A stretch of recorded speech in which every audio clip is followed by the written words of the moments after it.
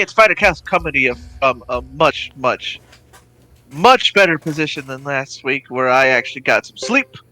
We're ready to play some Suikoden 3. Yeah, we are. Sweet. The other two voices you hear are Visible Ninja and Double RPG, who is also on the controls. Yes. As for some PS2 greatness. Suikoden Tactics is $30 if it's just a disc. Well, yeah. I mean, that's not bad, but if anything, I think I'd rather prefer on disc, but that's just me.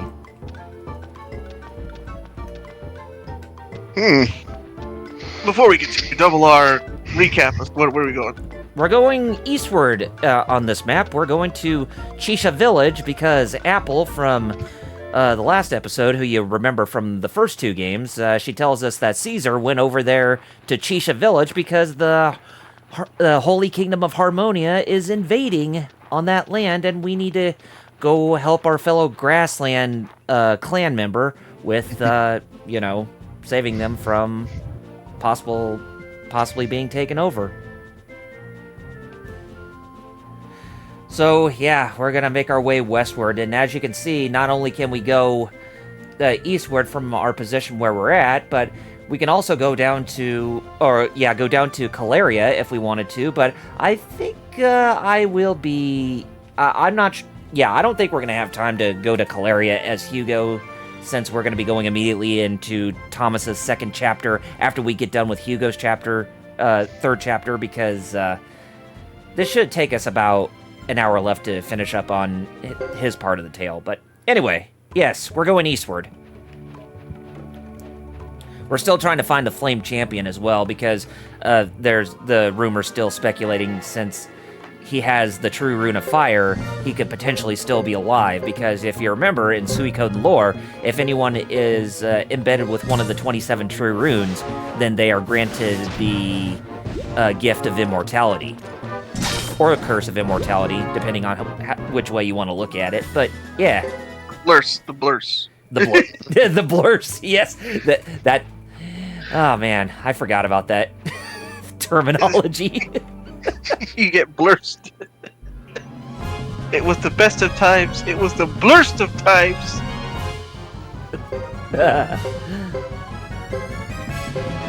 Oh, hey, we got ourselves a random boss fight happening right now.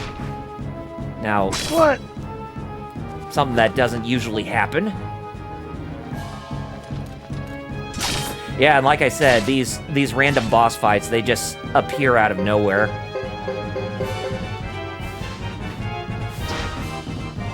So Hugo is still traveling with Sergeant Joe, Senior Joe. And we got nomadic Bobby Lashley and some old guy wearing knight's armor joining us for this trip. Nothing like just going out into the plains and just beating the shit out of some wolves. Best way to power up. Exactly. Just go out into the middle of a field and wait until like a squirrel or something approaches you and then challenge it to a battle. Very true. Very true. Oh, by the way, before we go any more eastward, I need to go back to the Great Hollow, because I need to go to the Bujutsu teacher where we can actually upgrade our skills for our characters. I forgot to do that for all the characters before the end of the last episode. So let me go ahead and take care of that right now, real quick. But other than that, how's everybody doing today? I'm a lot better myself. Like I said, I got to sleep. Well, that's good. Past 2 weeks have been just waking up early, and even on the weekend I couldn't get sleep. But finally, this weekend, I'm like, yeah. Well, I mean... that is good. Well, I mean, you managed to accomplish something which you desperately needed at this time. And that's a really good cause for celebration, and by celebration I mean getting some rest after. Yeah. Because with you not getting that job, it would have been much more difficult for you, and I'm pretty sure you would still be wide awake during the evenings or whatnot.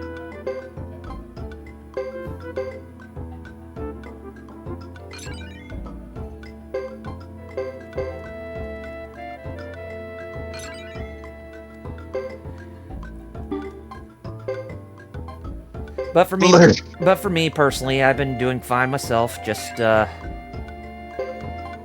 been playing a lot more Eiyuden Chronicle 100 Heroes this week as well, and I'm about almost completed the game too.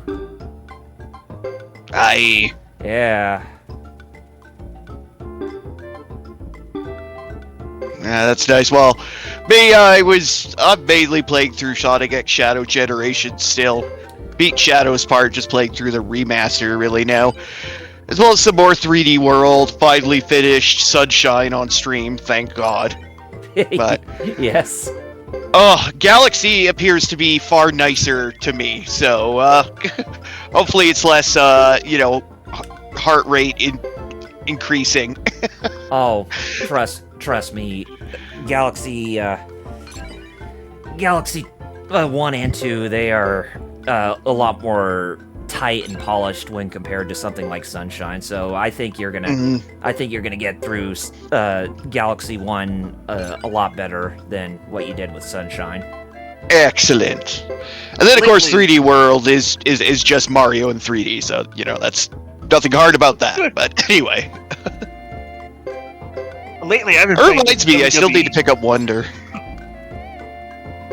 Oh, I'd like to get Wonder at some point. Yeah, I haven't picked up Wonder yet myself. I need to. Oddly enough, I have still not beaten Super Mario Wonder. And that's interesting. Yeah, and you figure I would at this point since I'm really big into Mario, but for some odd reason, every time when I get to like the 4th world, all of a sudden I just stop. I can't really understand why, Maybe by the time when I beat Eiyuden Chronicle, I will get around to doing just that. But we'll see.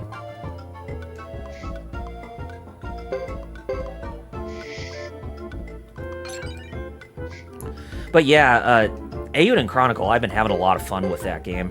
At first, when I first played it, I only got through the first 14 hours, and then all of a sudden I stopped because there were other games that were taking up my time and interest, pretty much. But since I'm near the end of the game now, I can say that Yoshitaka Murayama, even though he sadly passed away before his last creation ever got released, I can say he definitely went out with flying colors, for sure. Now, about the game, is there a giant talking duck, though? No, there's not a giant talking duck. There's a giant talking wolf and a giant talking dragon man.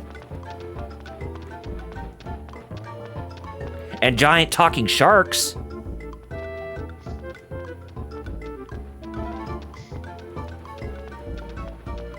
Well, alright, you got me at sharks. Yeah.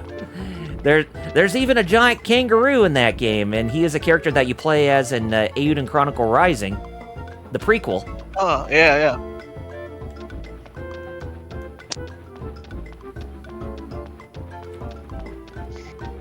But yeah, if you ever played a Suikoden game and you go into Eiyuden Chronicle, you can definitely tell that the beats are there for what made Suikoden a great franchise.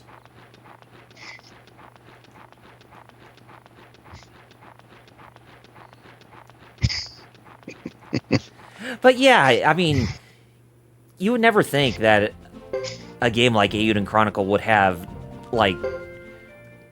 giant talking sharkmen.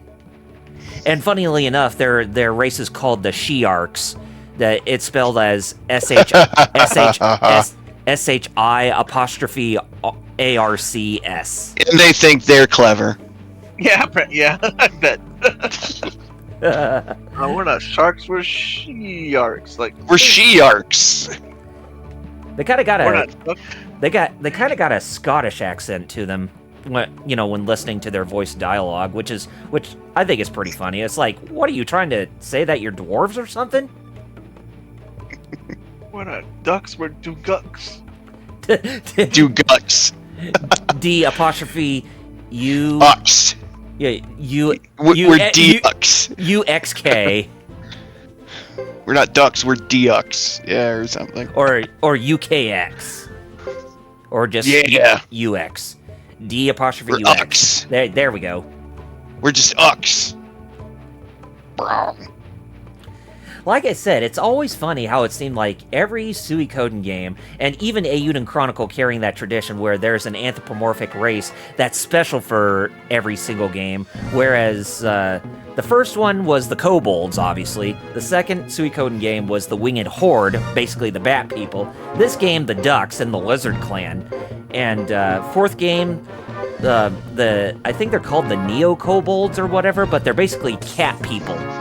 And in the fifth game, the anthropomorphic race that inhabits Suikoden 5 are the beavers.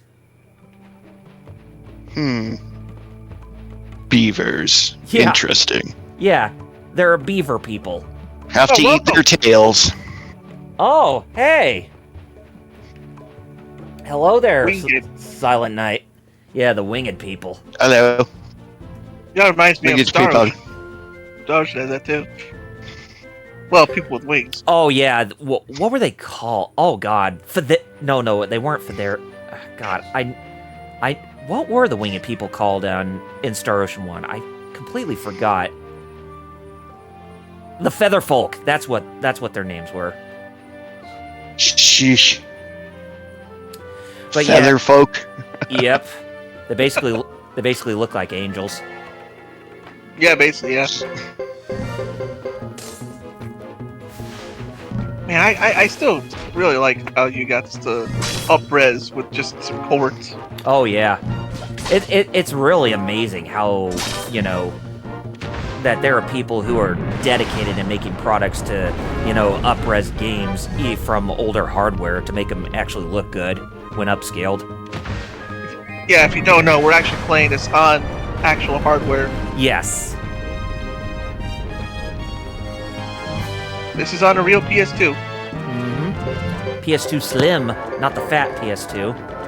Because if I had the fat PS2 on top of my OG Xbox, I'm pretty sure that the OG Xbox would get crushed.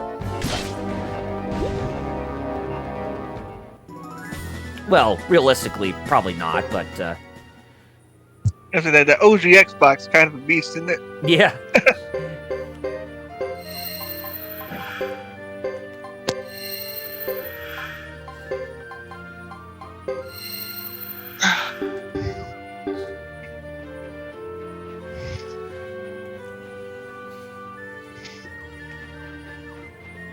Anyway, on that second screen of this forest, which is called the Kuput Forest, Kuput, so Kaput.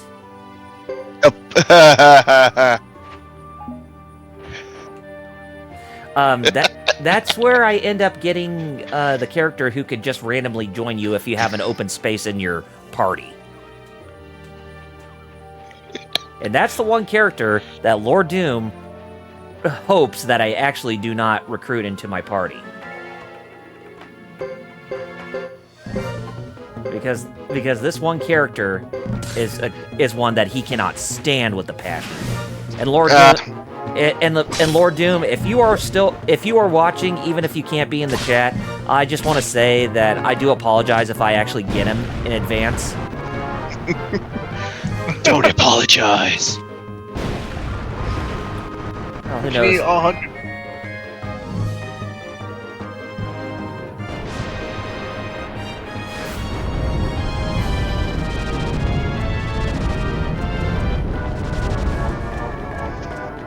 Everything got quiet. Yeah, I know, right?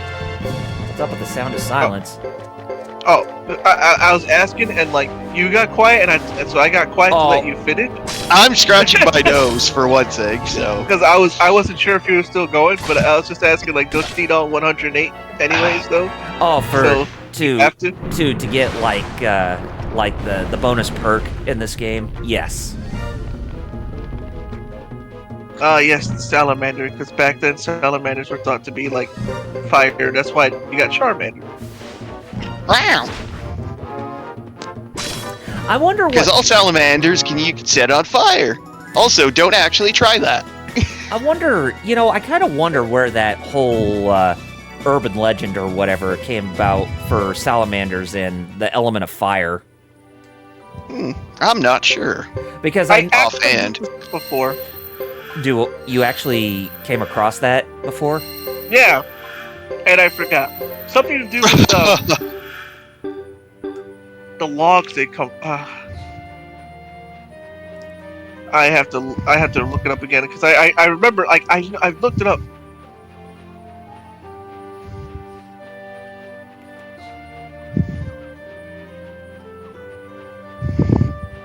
Because the very first time I've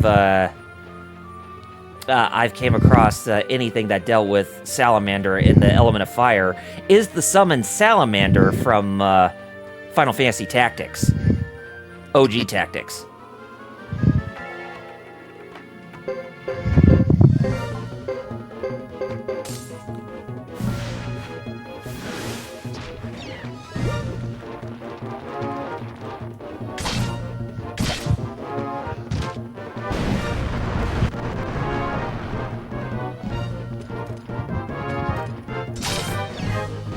Oh yeah, that's why. Because whenever there was flames and people threw logs, yeah, I do. I remember the log part. Salamanders would be under like the warm logs because it was warm.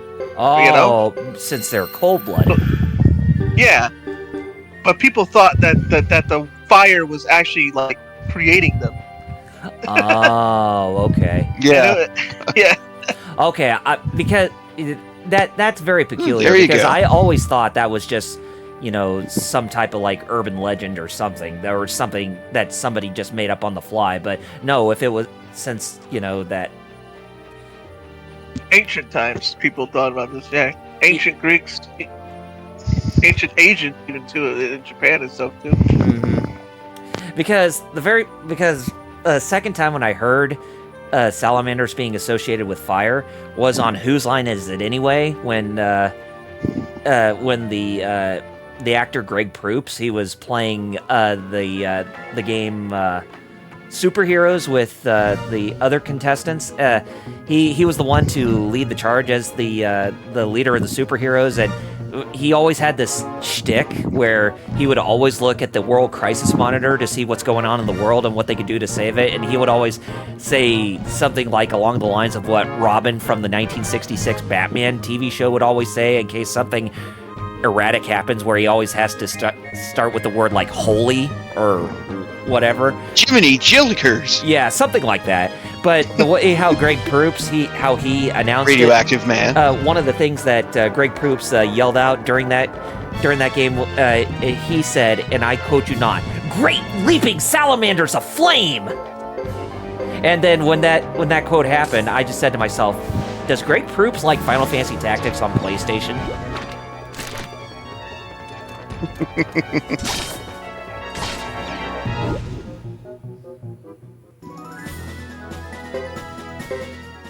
Probably not. But I tell you what, it's a long, long, long, long, long journey to get Cloud in your team. Oh yeah. And he's not worth it. Yep. Well, he's not worth it if you try to go for him, but if you really want to make him a worthwhile member, then you have to take that dedication, like I did when I played Final Fantasy Tactics. It usually takes a lot of shit. Yeah. Oh. I mean, if you take a look at my gameplay footage of what I had in that episode, you can see that I've been using Cloud a lot and have been showing off his limit breaks too. Cloud. Oh shit! I'm sorry, Lord Doom, but yeah, there he is, Landis, member of the Wing Horde. Hell yeah! We got a spot open right now. Throw that Pokeball. So yeah. Even though he's in your party, he's actually permanently within your army. If he joins up in your party like that.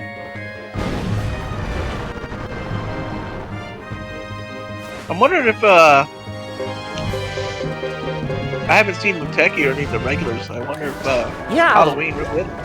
Yeah, I was wondering about that myself. I was about to say, where's not Lord Doom, but where's LPH? Where's Muteki? Where's Starchild? Everybody. Well, I understand where Starchild is because you told me he was at Game Exchange. But yeah, where is everybody?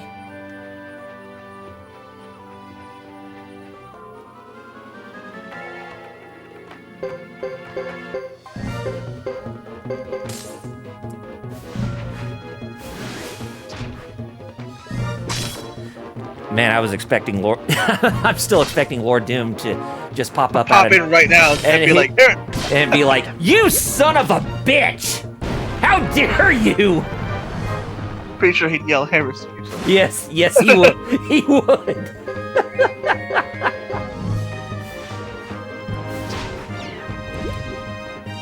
Which one's the Landis? Oh, the guy with the wings, right? Yeah. And he's level 42. He's got a higher level than the other 5 characters do. But yeah, if you want to get like the bonus perk for this game, you gotta have him. You gotta get him through that, so he'll be permanently recruited into your army. Making a game like this, even with the help of people, man. 108 people each. Like it's hard. Like man, I don't know how you keep track of that. Oh, no kidding. I mean, but the thing is that, like, I would say, like, 60% of them are combat worthy, because, 40 of them don't even 40% of them don't even participate in combat, because some of them are shop owners.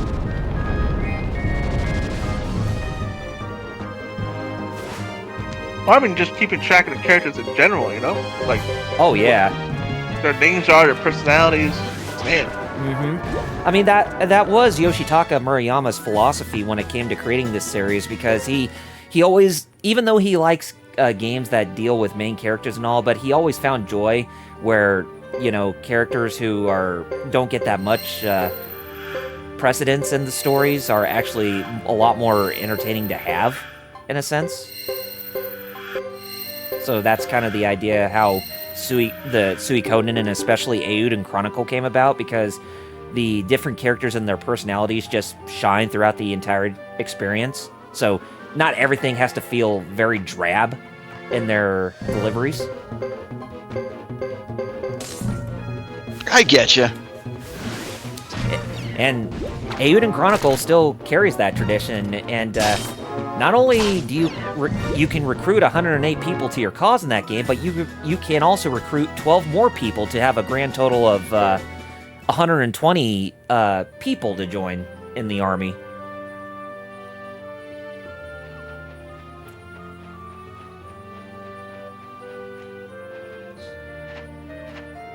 Nuts, right? Yeah.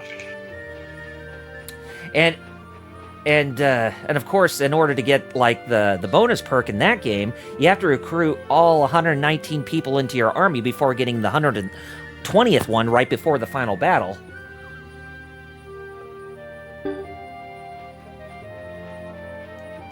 I'm just imagining right before the final battle, like, we're all ready to go!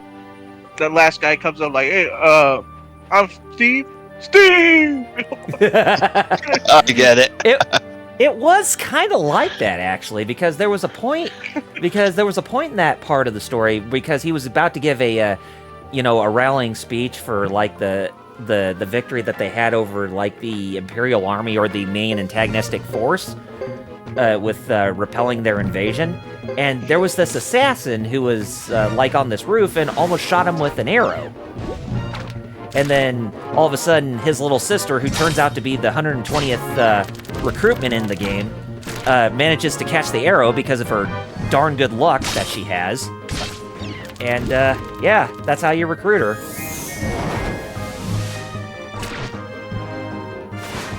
Wild. It's always wild. Oh yeah.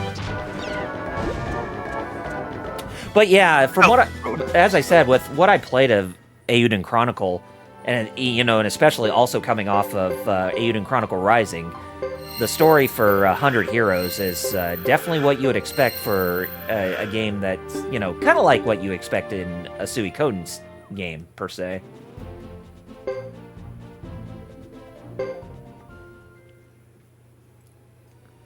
And I'm really glad that the team behind that game are also thinking about the next installment right now, even though they're still currently doing DLC for the first game, which there's a couple of scenario campaigns for 2 of the 3 main characters.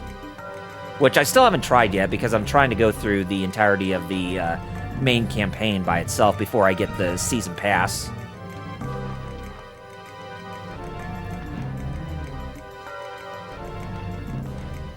Look at Halleck. Yes. Wolfhawk over here. Virtual fighter. Reload. Like Konami. All the thing with Halleck, what makes him really great is that even though he likes to scream out that wah or ah or whatever, sometimes he'll actually scream it so loud he'll cause the scene to shake and rumble. Oh, that's pretty cool. Yeah. Satsu Star. So yes, we made it to Chisha Village, and as we expected, the Holy Kingdom of Harmonia and its main force is invading this place. Oh, not Senior Joe! Not Joe! Man, already? Yeah. Well, the numbers do spell disaster for him, sadly. Apparently, man. Get that loser. Oh, well, he'll never get his fight at Sacrifice. Sadly Oh, not. they added Kurt Angle to the mix, that's why. Yeah, exactly.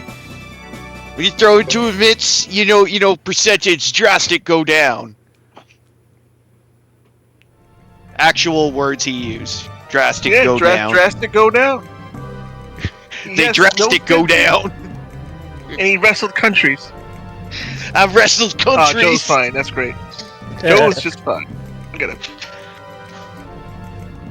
Completely unscathed. Joe was just playing possum, even though he's a duck. One of my first still favorites, terrorism struck first on 9/11.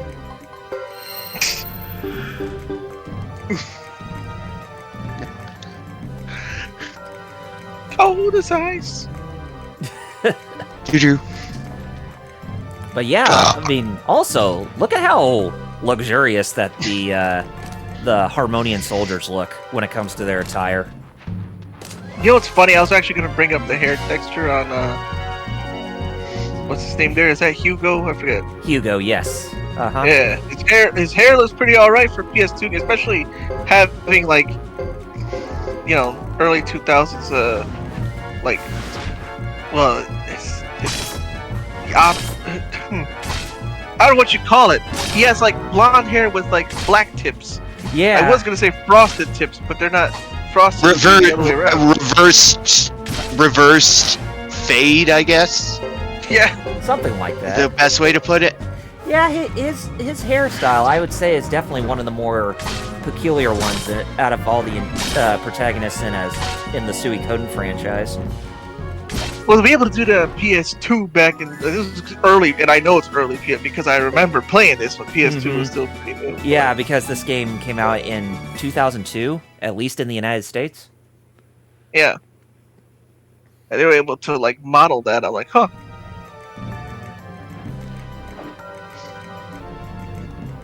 Who else? Boy, did I play that. Who else thirsty for combat? Oh. Halleck, did you know you'd fit in a game called Breaker's Revenge? Oh.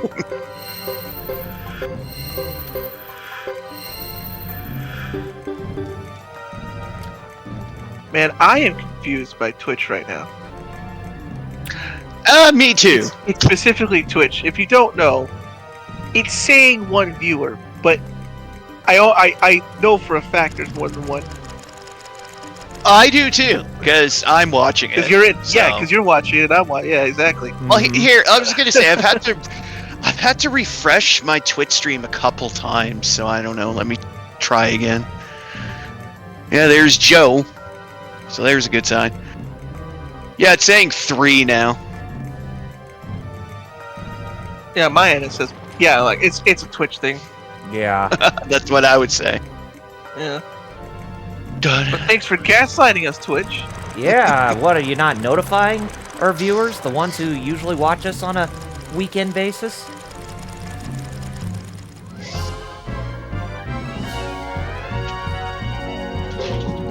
I'm about to say, hopefully nothing is really of great import for, entertainment-wise for this weekend. Well, the only thing I know is a lot of my viewers weren't around for me yesterday because they were hungover from Halloween parties. Yeah, So they're probably still hungover, I guess. I can believe that.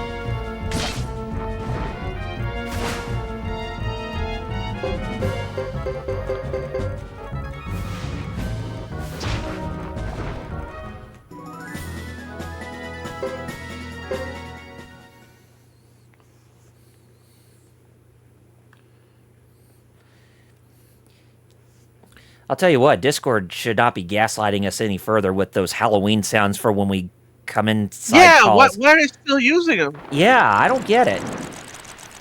I know, I didn't like them when they started. Please end them. You know? Yeah.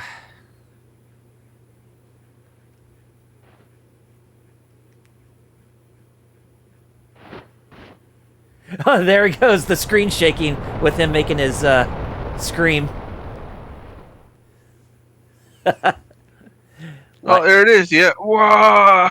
Yeah, his screams are so powerful he can actually make the game shake.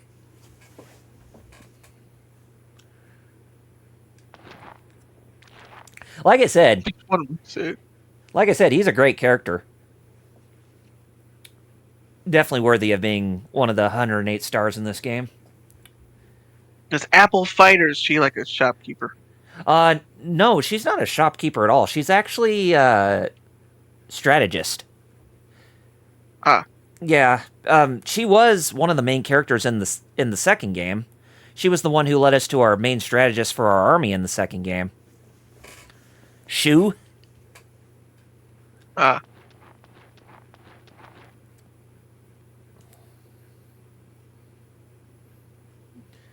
I mean, if you go to Suiko Source or the Suikoden Wiki, you should be able to find her portrait from Suikoden 2, and you'll be like, oh yeah, I remember her. I got you. Yeah. Their battle cry continues. Braggart! Because their reinforcements were timely. Boy, that dude looks Yeah. like he came straight out of like a 70s anime about British people or something. Oh god, yeah. So, what was the name of that? What was the name of that anime where it had like those two opposing forces? That that I made that edit with the theme from Full House. Oh, Legend of Galactic Heroes. Yes.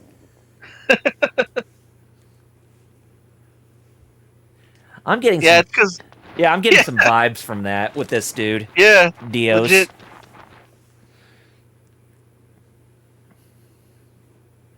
Why is his name the Spanish word for God?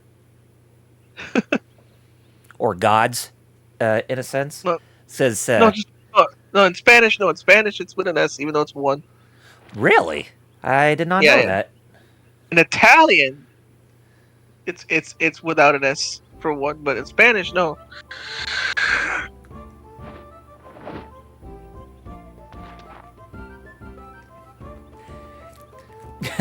Funny thing too, when Halleck does the scream later on, when we actually win against Harmonian forces in the united effort of the Grasslands and the Zexan Federation, is that Hugo's pet griffin Fubar will actually jump in and actually make his screech after Halleck's scream, and then Sergeant Joe's like, okay, would you guys, enough of that raccoon, we get the point.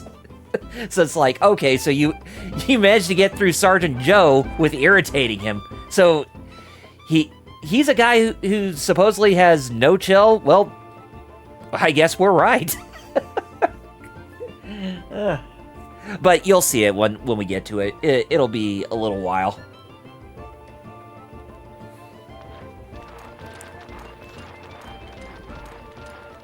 So yeah, as you can see, Chris and Nash are also in this village, as well as Caesar.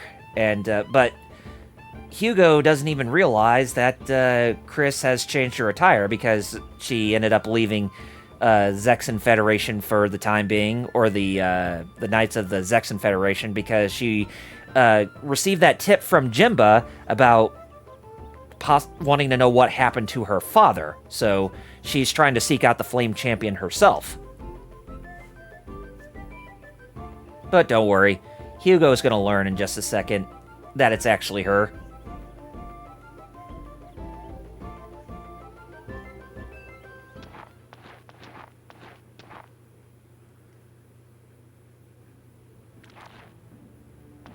That hair, those eyes, it was you.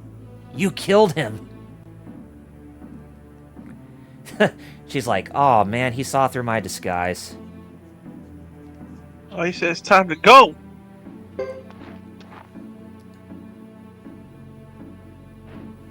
I mean, you could strike at her, but then Nash will just come out of nowhere and just block. Like, no. Yeah, exactly.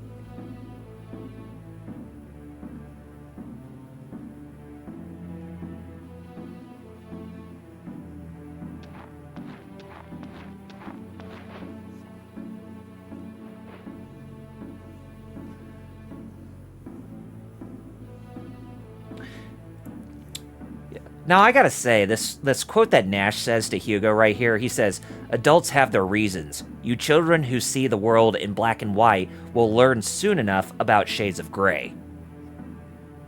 Damn. Well, alright. Well, at least it's not 50,000 shades of gray, or else I think Hugo would need to have a bit of a lecture about that.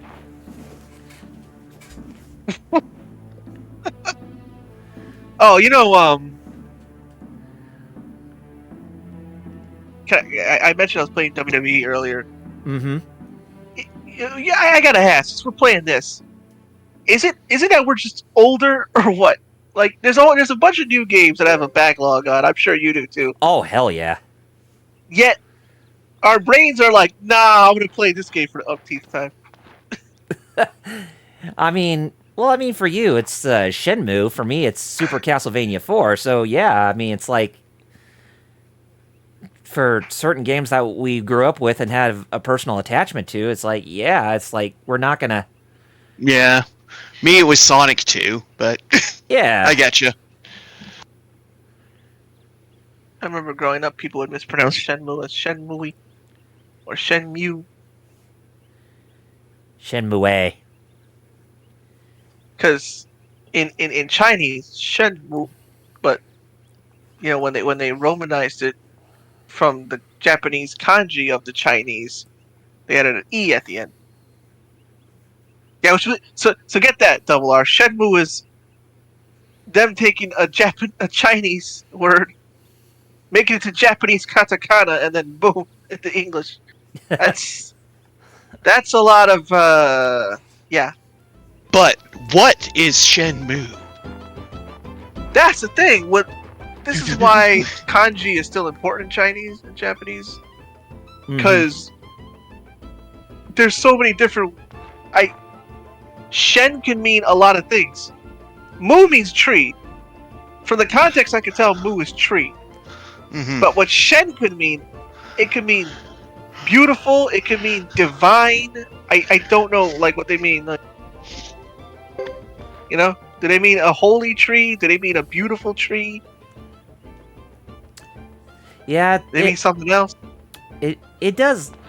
I guess it's one of those things where they wanted to leave it up to the gamer's interpretation if they, you know, notice what the translation for Shenmue is. I don't know. It could be one of those things.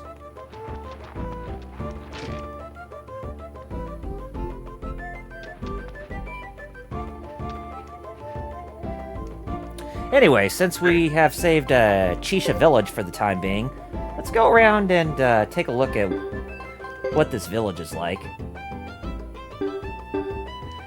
And you can see that, you know, just from first glance, it doesn't seem like it's much, but they actually do have stairs inside these buildings because they actually lead to, like, an underground part of the village that you can actually...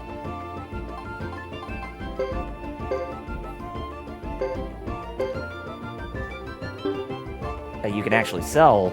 I mean, not sell, but you can actually, what's the word I'm looking for? Explore around.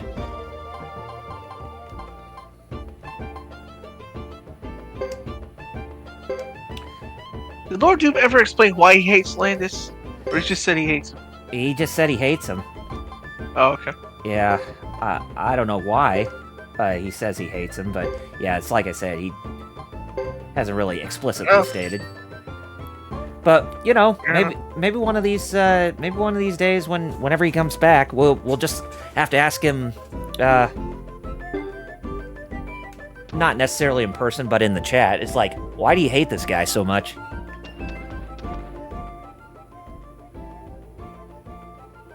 Are you at your castle?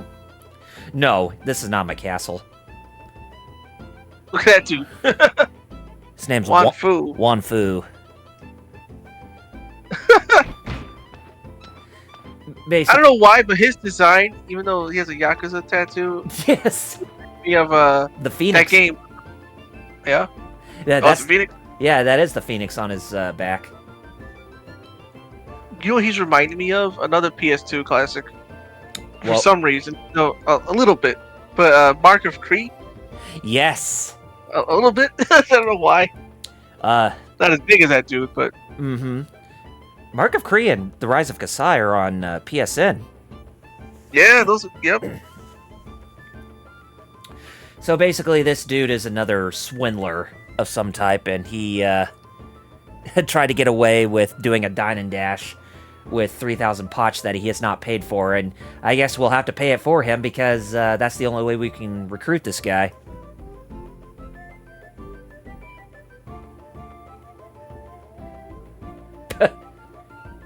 See? He's trying to ask us to pay for it. Hugo's like, me?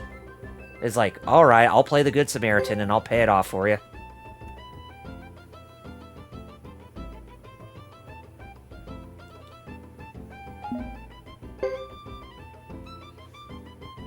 Hey, LPH. Good to see you. Hey. Yeah. Oh, as I get licked by a dog. Sorry. Oh. So yeah, we just pay off his debt. He's now joined us permanently in the 108 stars. All right. You got Mark of Cree. Yeah. I mean, yeah, just look at that on his back. That definitely is a phoenix. Oh, okay. LPS, I'll just get some pizza.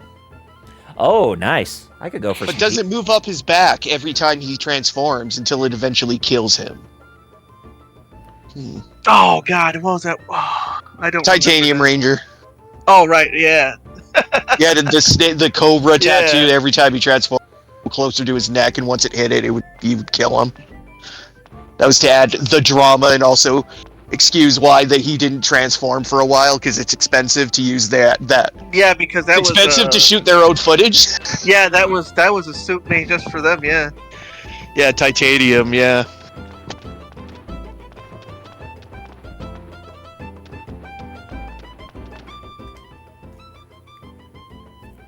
And here's another one of the 108 stars in this tavern Look at underneath the Joe village. just sitting there with us. I don't know why, but Joe without the hat just kind of I don't know.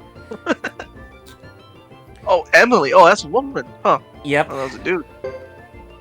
My bad. My bad. Oh, that's cool. I- But she's basically a tomboy. Oh, okay. She wants to play arm wrestling with us. Well, all right. Arm wrestling is something I don't underestimate nobody in that. There was a guy I remember I arm wrestled. I couldn't budge him, and he was like half my size. Huh. Dang. I was like, I That don't know what he reminds was me of doing, those but- arcade games that I used to see before they took them off the market because they broke people's arms. Oh, Oh yeah. I'm always reminded of that mini game in Fatal Fury. The arm Oh, wrestling. yeah, Yeah. Which I think is a take on those. But, Yeah, like, it a lot is. more safe than the actual ones. Yes. Well, the thing is, certain games had this one little quirk that me and a friend were able to figure out. Because one of them that was at our local arcade, it would register you beating the computer if you just like pressed really hard on one of the two pads on the cabinet. And so we just did that every time and like completely cheesed the game and won it every time.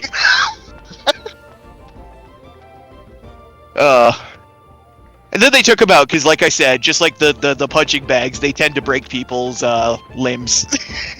Oof. So, yeah, that's why there's a lot of lawsuits around that punching bag arcade machine you see in a lot of bars. Uh-huh. Let's just say the things aren't the safest. The original Street Fighter cabinet where you had to punch the pad. I was just thinking of that. Yes. Yep. Those were. Yeah. That's why we have the 6-button layout we know today. Well, yeah, because it was super expensive and they didn't want to keep repairing the pads. Oh yeah. I mean that's So, why a lot of They're like, just throw 6 buttons in there and I'm sure it'll be fine. Yeah, that's pretty much the reason why a lot of those arcade cabinets, those buttons on them were really hard to pull off some of those special moves because of how hard they were to press too. Not to mention back then, they were really intended to be special, as in like undocumented. Oh mercy! The first Street Fighter, the cabinet says nothing about the Hadoken or the Tetsumaki Senpuyaku or the Shoryuken. Uh-huh. You just need to figure that shit out on your own. And not That's only why that, they did so much damage. Yeah. Oh yeah, like one does like a third of your opponent's health no matter what. So you just got to spam it like 2 or 3 times and then boom. Easy, but you weren't supposed to know about it. Right. I thought I was just playing a karate guy. Oh, snap! He shot. Yeah, exactly. I was supposed to be like. I threw some fireball. Holy crap! And even the special Good punch. And even the special moves, yeah, they were just broken as fuck. I subjected myself to the original Street Fighter more times than I care to count. I've played it a few times too. I would probably say mostly, probably through the 30th anniversary collection because it's jank, but I like it. I also played it a lot on one of the collections on the PSP because it was in one of the Capcom collections. It was. That's how I played it the most. Yeah, the PSP original. Capcom. Yeah, first Street Fighter. So yeah, I played it like that too, but mostly off of the collection, probably. But What's strange? But don't worry, there are other many great fighters like you from all over the world. Don't forget what Ryu says. Because the American version actually had him say it in English and you can barely make it out. Hey, Star Child! Hey, Star Came Child! back. Oh, Yeah, Kirk. Star Child. I bet Yeah. beating it once was all the times you needed to beat it, right? Because that game is rough. by the way, Oh god. we're looking at Not this. to mention, it has a grand total of 2 selectable characters, depending if you're player 1 or player 2. Since if you want to be Ken, you gotta be player 2. By the way, Although he plays the exact same as Ryu, so it doesn't really matter. in this cutscene, we notice that the man wearing the black attire and the fedora is here with the Harmonian Army. This is where we finally learn his true identity. And if you played the other 2 Suikoden games to know who he is, you'll be like, oh, it's that guy. That guy. Yes.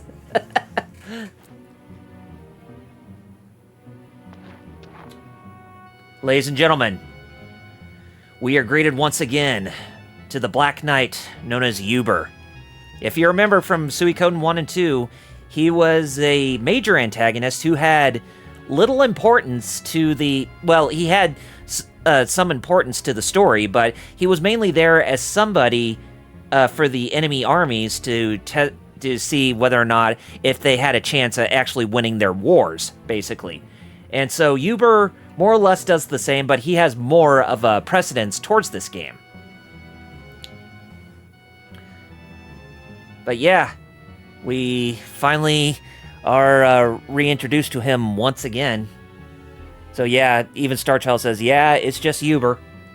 And if you remember that knight from the first 2 games who goes by the name Pesmerga, who's been tracking him down to try and, I guess, to either kill him or to arrest him on the spot or whatever because of his wrongdoings, He's actually not in this game because Uber is actually wearing the strange black attire along with the fedora on his head. I guess is to make himself a bit more incognito, but yeah, you only just see Uber in this game this time around, so no Pesmerga, just plain old Uber.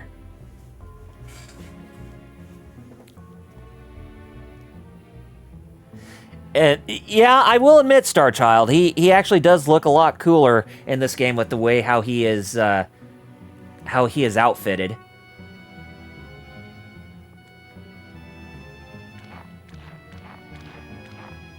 But anyway, that's all I have to say about that. So please continue if you guys got any other things you want to talk about. Well, Metal's talking about Ken being the same. Here's a little fun tidbit about the Hadouken. When Piston Takashi made Street Fighter, Mm-hmm. they're like, "How'd you come up with the Hadouken?" And he said the name he got from Starship Star Blazers or was it Space Battleship Yamato, Uh-huh. where it had a laser named the Hadoha as its cannon.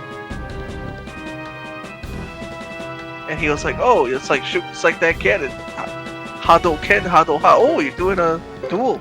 Yep. But this is one of those story Oh duels. yeah. Starchild, yeah, he said he thought Uber looks out of place in this game with his design. You know, now that I think about it, it actually does seem kind of weird that he's wearing just basically like a plain black suit and more of a Victorian-esque or modern design, because everything else is fantasy-based. But yeah, it just looks really weird for him to wear this. It's like, You know what it reminds me of? what? He's a member of the Gotcha games. Oh, really? Because in gotcha games, this happens a lot where you always have clashing art styles because there's literally different artists. Where in this game, it's the same artist, but it's still like a clashing style with him and the other characters. Uh-huh. Like a gotcha game would have. If you, just play Fate for like 2 seconds, you'll know what I mean. Completely different artists with completely different styles. You'll have a character that's like hyper realistic next to a character that looks like they were from like Chin Chan, like. Think about it. Well, I mean, when you showed us the pictures of the characters from Fate Grand Order, I believe that. They actually are different illustrators. Yeah. Oh, yeah. Uh-huh. This game, they're the same, but his design clashes. Oh, yeah.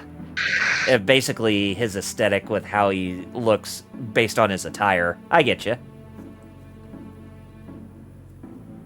Starshaw said when he went to Street Fighter 1, he just did the Shoryuken nonstop. That's what I basically did, because the Shoryuken's like, not only is it hit hard like the Hadouken, but it's better because it hits multiple times, and it goes through when you're fighting Sagat, because Sagat's so broken in the first game. Mm-hmm. It goes through his Tiger Shot.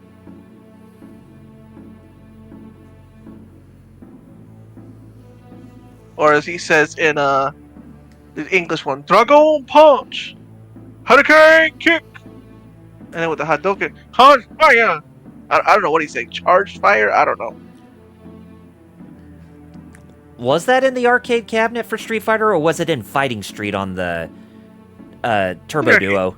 Oh, it was in the arcade? Yeah. Oh, okay. I didn't know that.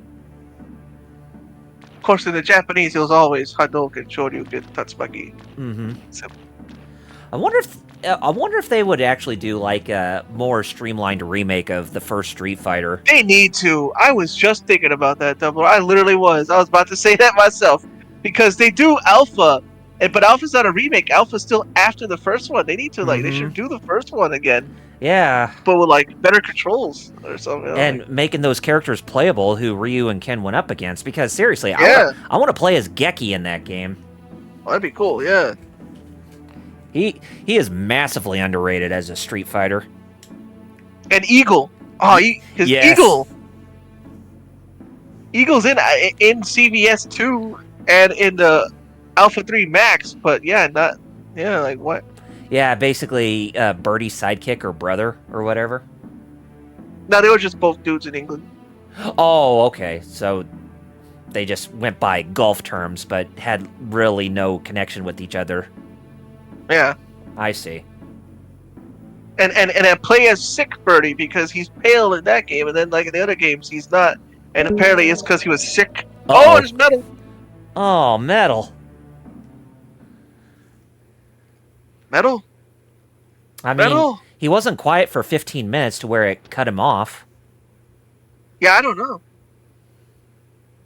Yeah, but even the viewer says he's gone, so I guess his internet went out or his power went out or like it doesn't seem to be intentional. Yeah.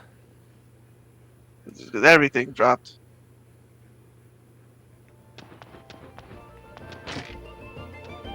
But yeah, I agree with you. I mean, we need to have a modern remake of the first Street Fighter. It's been too long. I think Street Fighter could benefit well if it actually got a modernized remake.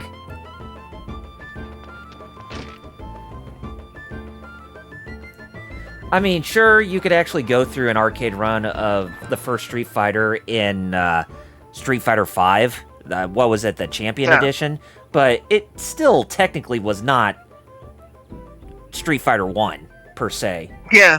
It was just more of an homage to that. Yep. Because some of the characters aren't actually those. They're like stand-ins for... Like, I think Balrog is standing in for Mike, which people thought they were the same guy, but they're not. Mm-hmm. And Zeku was standing in for Geki.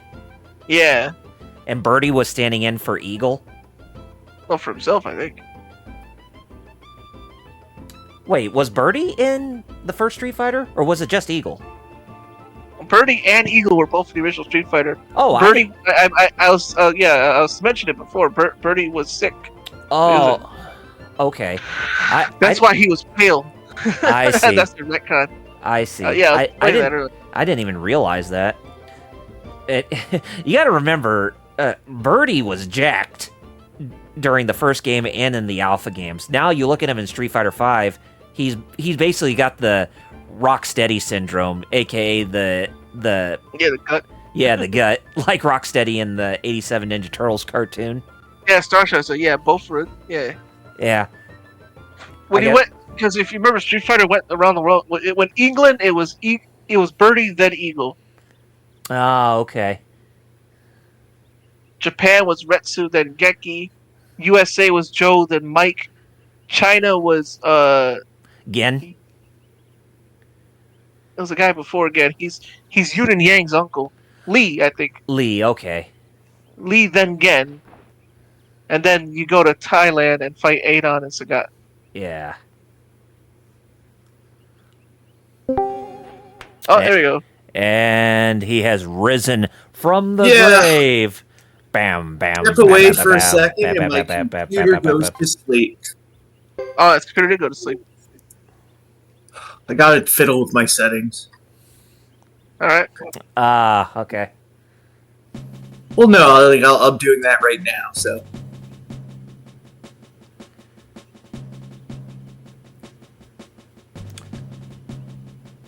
Well, looks like the leader of the Harmonian army is amongst us, Sasarai, who was a minor antagonist in the second game.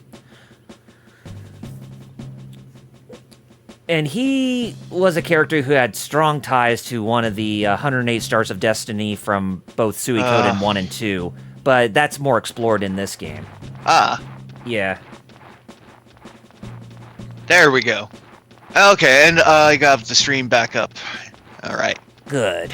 I go to help my parents for 1 second, and my computer goes to sleep and closes everything. Thanks. Ah. Ugh. We're talking about Street Fighter 1. and how we feel it needs to get I remember that, yeah. And how we feel it needs to get a modernized remake. Well, hey, I played Street Fighter 1, the hack that actually lets you play as the rest of the roster. And it's interesting, let's just say. Though, yeah, Street Fighter 1 is definitely super restricted and super janky. So, yeah. Mm-hmm. And we even said that just playing through like the arcade run of the first Street Fighter in Street Fighter V Champion Edition is not enough. Mm. Yeah, because it's not actually the characters. Mm-hmm. Yo, Shenron. Yeah, that's a good song. You must defeat Shenlong in order to stand a chance. Must get past my Shoryuken. And yeah, speaking of urban legends, yeah, there's another one, Shenlong. EGM started, and EGM, Yeah. Oh yeah, that's right, because they were trying to ascertain who Ryu and Ken's master was, right? And they thought it was Shenlong. yeah, they mistranslated Shoryuken into Shenlong, and then EGM had this whole thing of you can unlock Shenlong's master by doing this and this and this. And it turns out people fell for it, and then Capcom was like, "Let's do it for real, Yarakuma." You know, it's funny too, as we learned much later, how Capcom wanted to introduce their master as early as the game for the Street Fighter movie. Mm-hmm. So there's that, and there's the fact that there's somewhere out there, and it's never leaked. There are sprites of apparently what's been described as your typical Chinese martial arts master. Only one of his arms is scaly because he's turning into a dragon. That's interesting. Because the idea is they're like tapping into the power of the dragon till you do the Shoryuken. So as you do it more, you become more like a dragon, I guess. So, yeah. Ryuka Gotoku. Clever girl. Ryuka Gotoku. Clever girl. But obviously it didn't pan out, and we later got, God damn it, I can't remember his name now. Whoever their canonical teacher is. Goken, yeah. Yeah, Goken, yes. Goken, yes. Yeah, you know, we got Goken later as their canonical, master, so. Along with the, rage demon that is Akuma, so, yeah. Goken!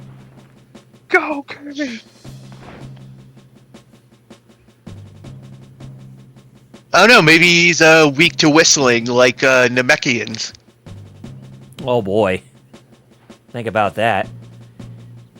Lord Slug said it. Oh yes, Lord the black Slug. people dislike the song of the melody. That was King Kai and Lord Slug being racist. It was, kinda. Out of nowhere. But alright. And I guess they like it when Goki is a shopkeeper in India in the Street Fighter 2 animated flick. Yeah, he shows up randomly. Yeah, he's just like chilling. Just like, there. Mm-hmm. He's like, yeah, I'm here.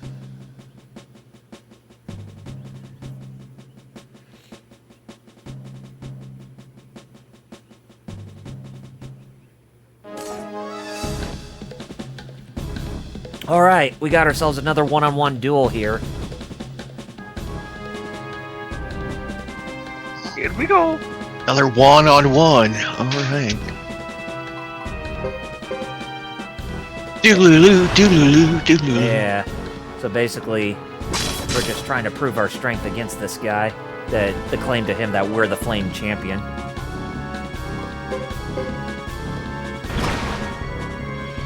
But even though we're not, we're just stalling to buy time.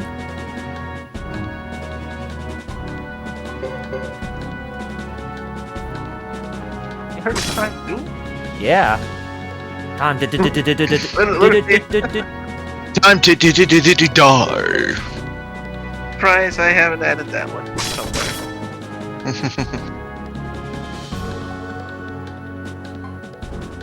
Well, tell me it's time to duel. It's time to duel. Okay, got it.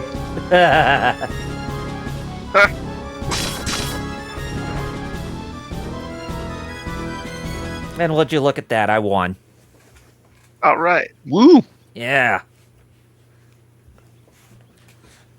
Even though if you stall for time, it'll just lead to this cutscene. So even if you defeat Sasarai or not, it will just still lead to this outcome, where they'll retreat in the end.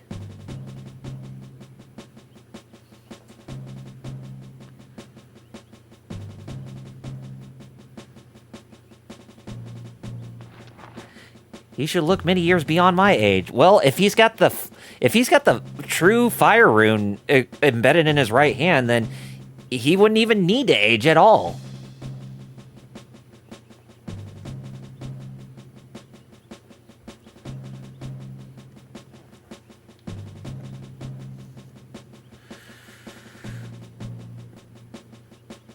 So, did any of you have a good Halloween? When was Halloween? Thursday. Didn't do anything. Yeah. So, I guess. Yeah. Same. So, about Halloween yes. I didn't have anything. I was just sitting here, bruh. Yeah. About the same for me, too. Even though I had to go in at 4 in the morning the next day.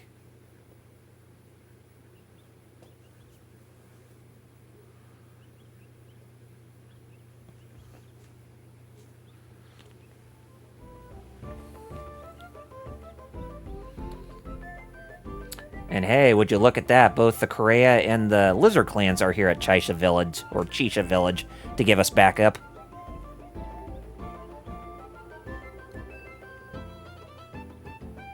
Well, at least they don't hiss with every word, so that's something they have over the Bangas, which is one thing that drives me nuts about them. So. Oh, the Banga race from Evilise, yes. They always hiss, even though there's, like, lizard dogs is the best way to put them. I don't know. Mm-hmm. Yeah, they look like they're like transmuted between a dog and a lizard. Yeah, like lizard dogs. So, yeah. And believe it or not, voice actor Stephen Bloom voices one of the more prominent members of the Banga race named Bagamnan.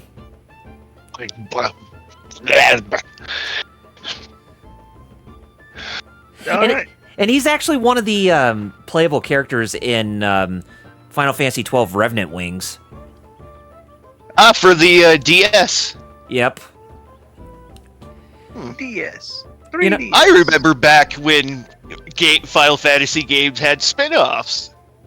And some of those spin-offs were actually pretty decent, too. Yeah, we're actually, not bad in their own right. Mm-hmm. Pepperidge Farm remembers back when there were 3 games called Final Fantasy 13. 3 too many.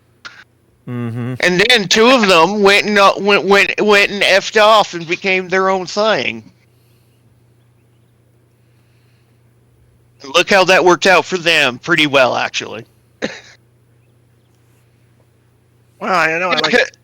Because what was it? Agito 13 became Type 0. Yep. And Versus 13 became 15. So, Mm-hmm. so I mean, it did work out pretty okay in the end, I guess. So never mind. Common Writer Agito 13. Yeah. Da, da, da, da. Starshell said FF5 had a sequel anime. Yep. Yeah, that Legend of the Crystals. Yep. Yeah, I remember that being advertised back when I was a kid on tape. Seeing. Yeah, we only got the VHS tapes over here, whereas Japan was lucky enough to get a DVD release of that OVA series. And if you remember the English dub, the main character, Pretz, actually sounds like Bert. So he does sound like Frank Oz a little bit. What's it? Starshell said it was pretty good.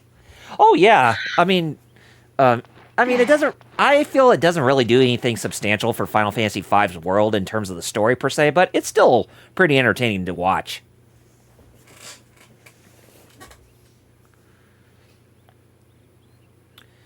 And Lanali is in that OVA is actually the descendant of Bartz, the main hero in Final really? Fantasy. Yeah, the main character in Final Fantasy V. Uh-huh.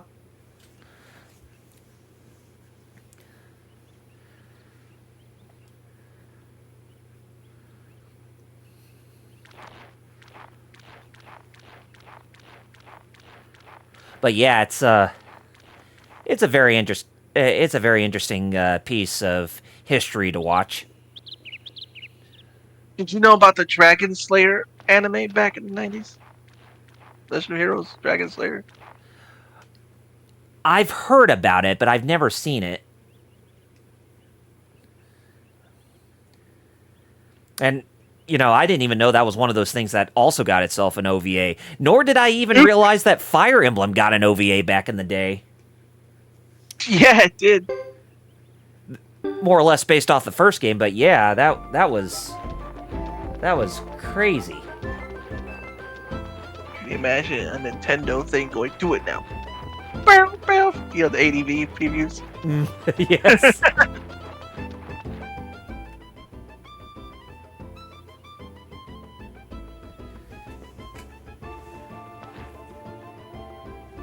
Oh yes, Starchild even said it. The game or the OVA takes place in the same world. I think about 100 or 200 years after the events of the main game. But the only one who returns from the main game to the OVA is Sid's son, Mid. I'm guessing he's surprisingly high tier, despite being called mid. Just saying. In Final Fantasy V, it's his son, but in Final Fantasy XVI, the Sid in that game, Sid is his adopted daughter, or Mid is his adopted daughter.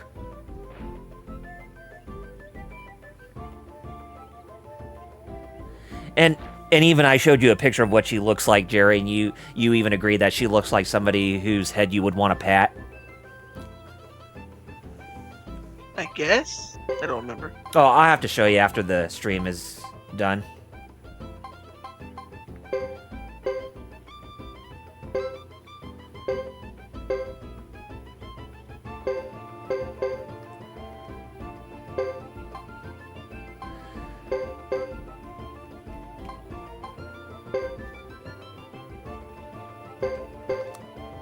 Okay, so, the chief of Chisha Village, Sana, the elderly woman Sana, is telling us the location where the Flame Champion's hideaway is.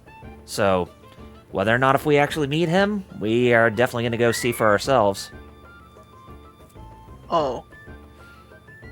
Starchild mentioned he's in ghost form?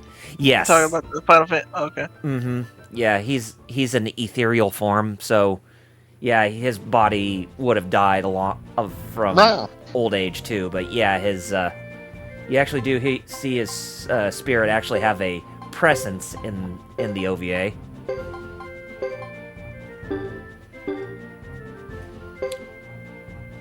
And he's even like in his childhood age Mid is in the OVA.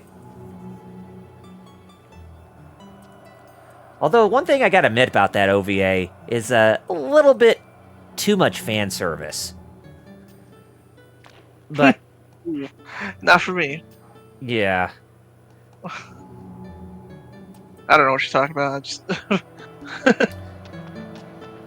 Lanali, who seems like an innocent little girl. So many wait, what? So many panty shots involving her. See, I wasn't paying attention. Golly. See, now I look like I should have paid attention to what you're saying. Golly, you made disassociate at the wrong time. Over here making like that, like she's oh god. Thanks. Now I look crazy. Don't worry about it. Gonna.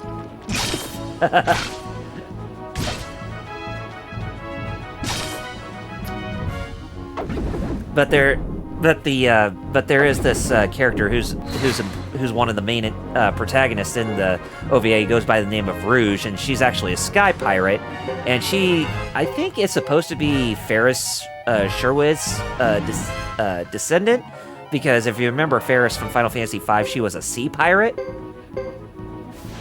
But the funny thing is that when it comes to the fan service in that OVA, that one of the main characters, Vargas, who's this big, huge hulking general who's one of the 4 Warriors of Dawn in the Final Fantasy V OVA. He actually dresses up like a female sky pirate at the end because he has the hots for Rouge at the during the OVA.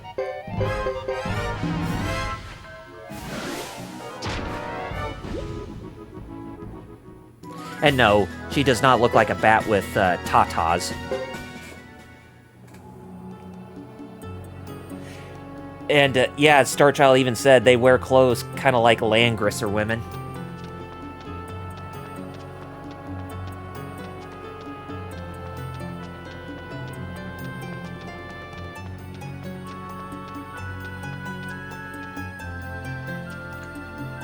Oh, the sound of silence. Well, yeah. You're still. Unless you want to hear some tingly tanglies. Well, yeah, because I don't want to. Shocking. Do you know how bad that makes me look? Especially going with my job, that I would get fired if I sound like that. No, we don't. Oh, God. Oh man. Oh, jeez, man.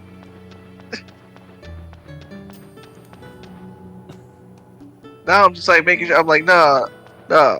And what's hard is my brain wants to disassociate again because I got the song playing. No. And I'm like, no, you gotta pay attention. I ain't getting caught off guard like that. No. Double R would like to apologize to my boss. His name is Fighter Kaus.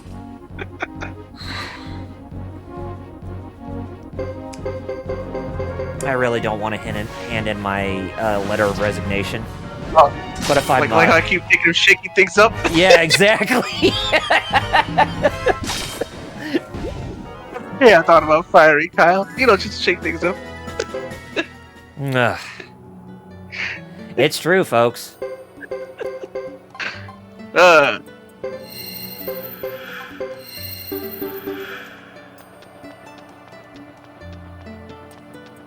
By the way, speaking of the job, I think I work later in the month. Because, yeah. They're waiting for me to finish the training, which is still a whole week. Uh-huh.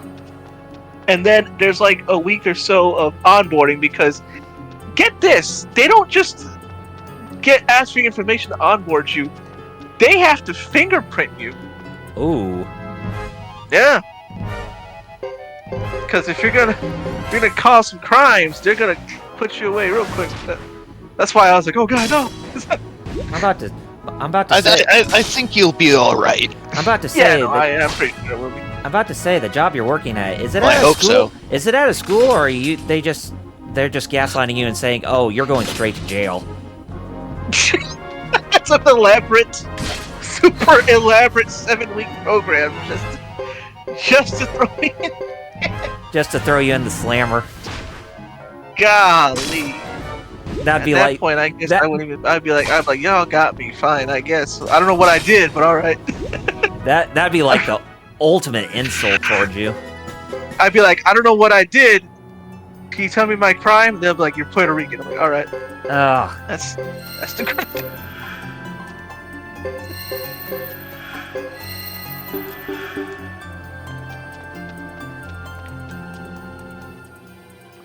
Anyway, before we get to the part where we end off Hugo's 3rd chapter, we're actually going to go this way because by traveling this way, we actually are going to be able to fight off against a treasure boss that's coming up pretty shortly. Ooh, that'll be good. Yeah, we need to Kill get some red dragon and take some jewels. Yeah, we need to get some better pieces of equipment for some of our characters if we can.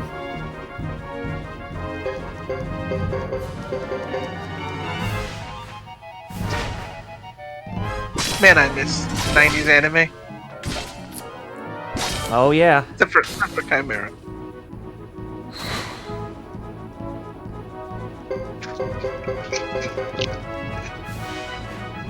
I gotta talk. I wish I could speak to the Chemical Brothers. Because the ADV preview music they made just for ADV. And they haven't released it anywhere, and I'm like, come on, guys, please release this. Come on.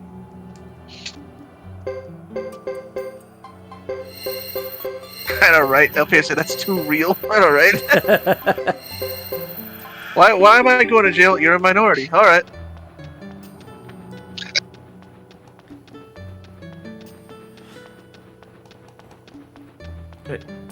I mean, don't worry. This isn't totally Kyle's fault.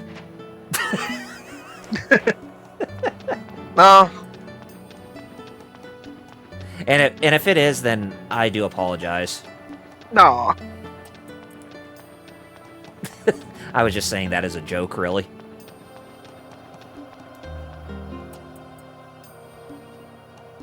No, I just wish I was paying attention.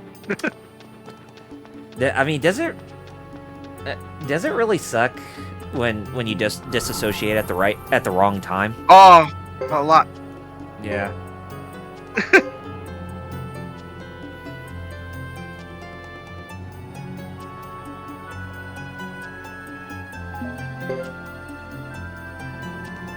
Star Child said he finished Mellowink, the anime, this morning. Oh, cool.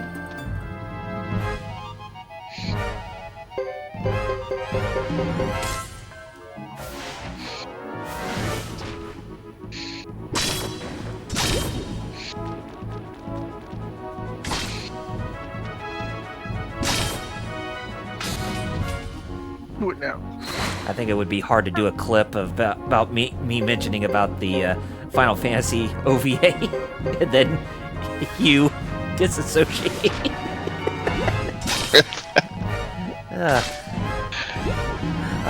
But yeah, that was funny. I'm just imagining that meme, that old meme.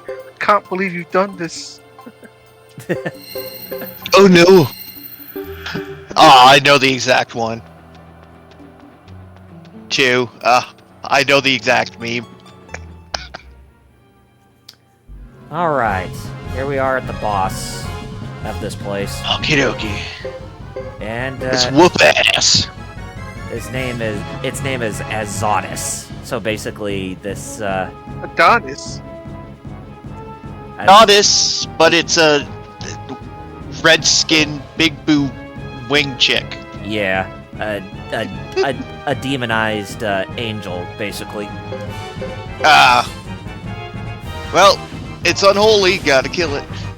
Oh yeah, and we Is most it a we most certainly will. Deus Volt turned to a bunch of Paladin Templars?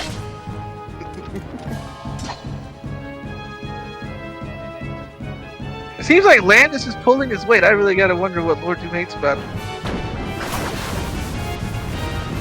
Yes, Yeah, I don't know. I really would like to know the answer to that myself, honestly.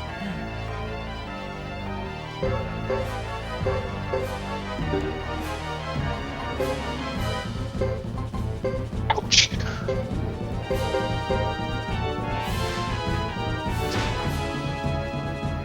Damn it. Some of us got muted. Oh no.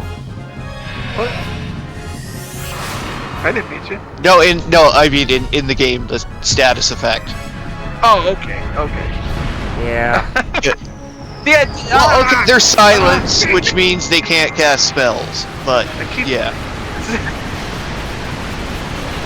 I have it's the just right usually button called still, like, being what? silenced or being muted or being you know, whatever. No, I know what it is. Yeah. I'm just like I can't believe I did it again. No, not Senior Joe again. Ah, Not it's always Landis. Joe. Not Lenny. Not Lenny. And in the end, nobody really gives a shit about Lenny, except for Carl, maybe. Oh yeah, his best friend. I remember Lenny had a vision. And of don't forget, Esme they're dating each Carl. other's sisters. Yeah, Oh. at least in one episode. Yeah. At least at one point. Anyway.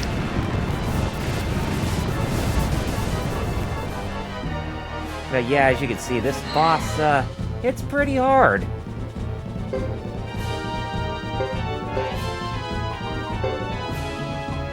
I wouldn't be surprised. I mean, I'll be very surprised if I actually manage to pull this thing out of my butt and actually win against it. Well, hey, at least I got that boss to stop chanting her rune spell. So, that all works. But will it be enough to save us in the end? Yes, it does. Nice.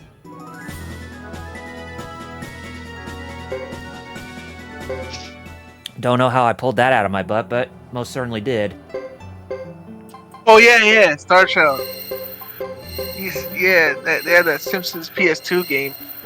Yeah, I remember that game now when I looked it up when I was telling you about it. I was like, oh yeah, I had this on PS3. The game based off the movie? I thought it's not. It came out at the same time as the movie, but it's actually its own story. Oh. Yeah, it's called The Simpsons Game, I think. Yep. Yeah, that's the one. Yeah, okay. That's the one. Yeah, I had it on PS3. I forgot that came on PS2 as well. There was there was like there was a previous gen version that's different.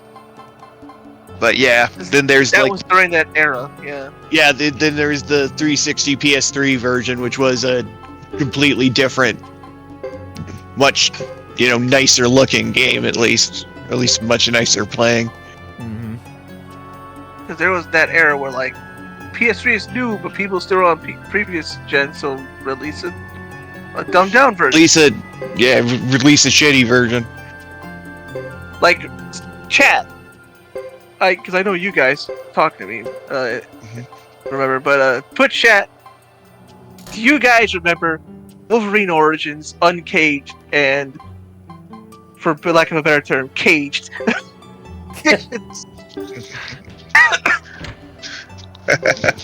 I know you guys remember. Oh, hell yeah. One of my favorite games of all time. Yeah, I know, the PS3, the Uncaged, yes. The Wii and PS2, not so much. Yeah. LPH said yes. LPH remembers. Oh, Starshell says he still has it on 360. I love that game. That game's great. Yes, it is. Great.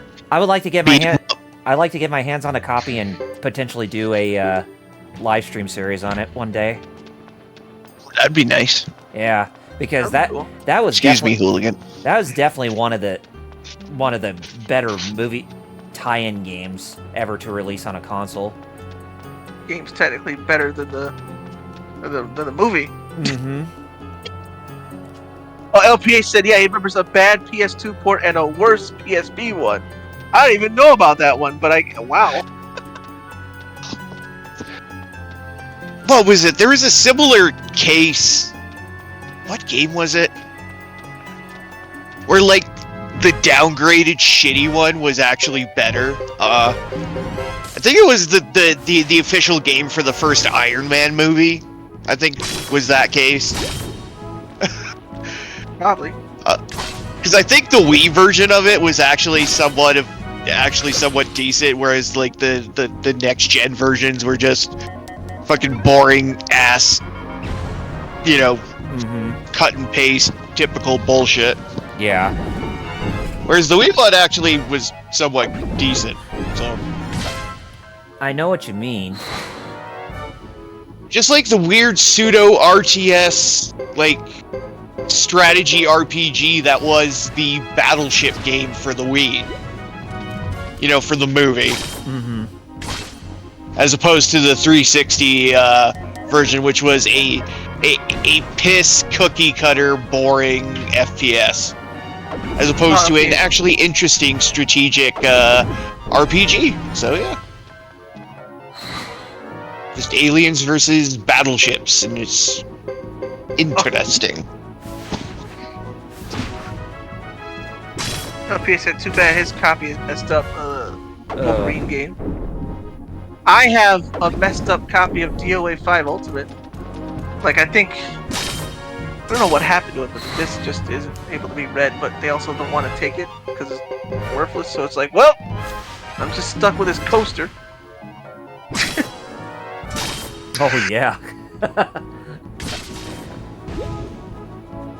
I also have Revolution X on PS1, but that game actually works. Revolution X! I don't know if you remember that game, Aerosmith.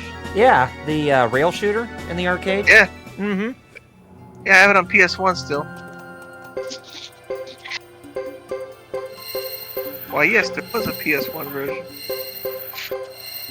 Even I didn't know that.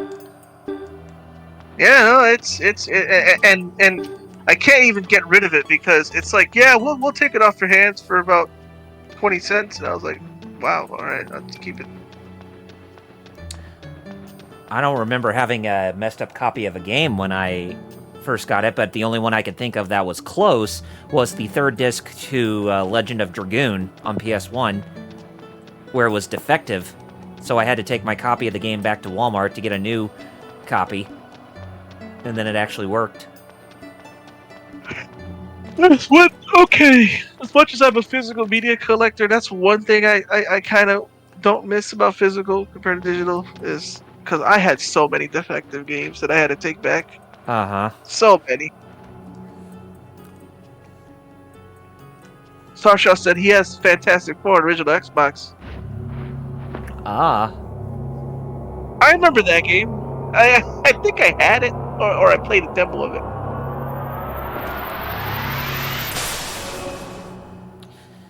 You know, here's a question I want to ask. Which game, even though it got re-released numerous times, which game that had multiple re-releases where the vanilla version was actually the more superior version?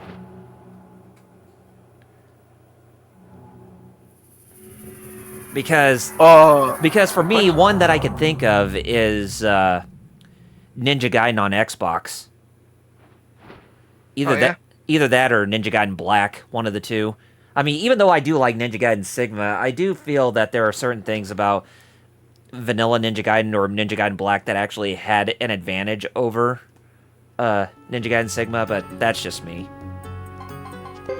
Yeah, I hear you, but I know they were both too difficult for a lot of people, which is why they did the big readjustment for Sigma.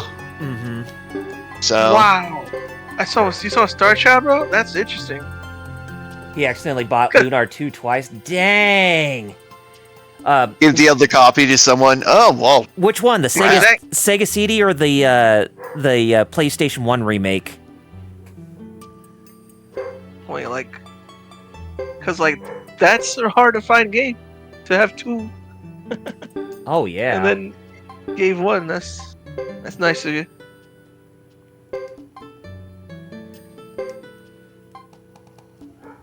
Oh, said it was the PS1 version. Okay.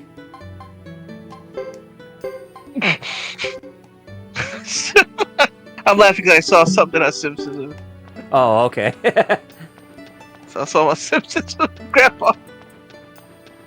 What did Abe do this time?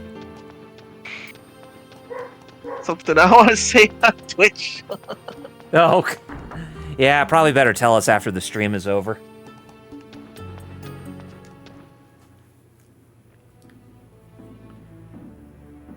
Wait, Chief Sana, weren't you at the village of Chisha? What are you doing here inside the Flame Champion's hideaway? Wait a second.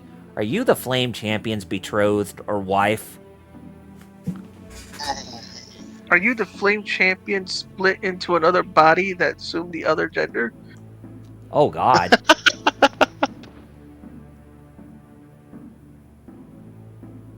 Yujiro, No! his wife? Yeah. Wait, how old is Yujiro supposed to be?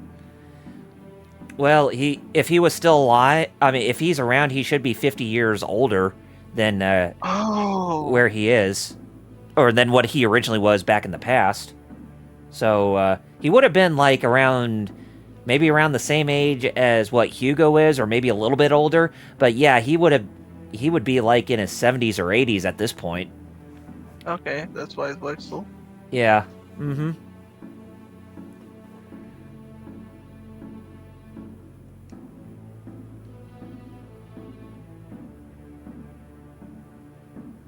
And you see that Chris is already there with Sana.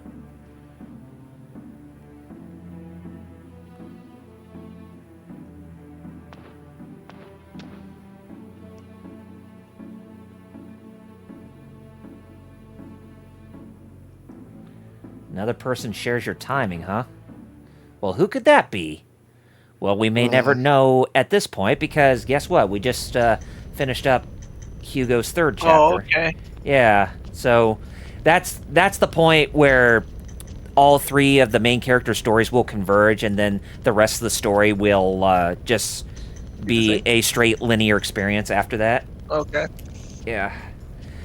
But in order to get to that, we need to look at the other characters and their stories. But before we do that, I think we need to finish up Thomas's second chapter first. But it's a short one, too. It's probably about, I would say, somewhere between 1 to 2 hours, but we'll only play a little bit through that with the remaining time that we have left for today's stream. No, yeah, I was just laughing because you said Thomas. I was thinking of the tank engine. Oh, I'm still thinking about that bit that you told me last night about George Carlin being in Thomas the Tank Engine. Yep, George Carlin, right, Metal? Right. Hey, George Thomas. Carlin. He was the second Mr. Conductor, also the second, I guess you could say, American narrator. So, yeah. Funny to think that Can you George Carlin was that, whereas Greg Proops was Bob the Builder on PBS when it was brought over to America. He was the voice of Bob the Builder. Well, he can fix it, so why not? Yes, we can.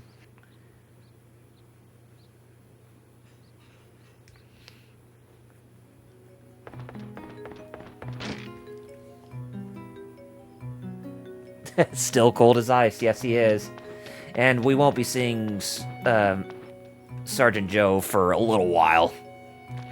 Well, maybe we will see him in Thomas's chapter because you remember, some of these stories, they actually interconnect with each other at times.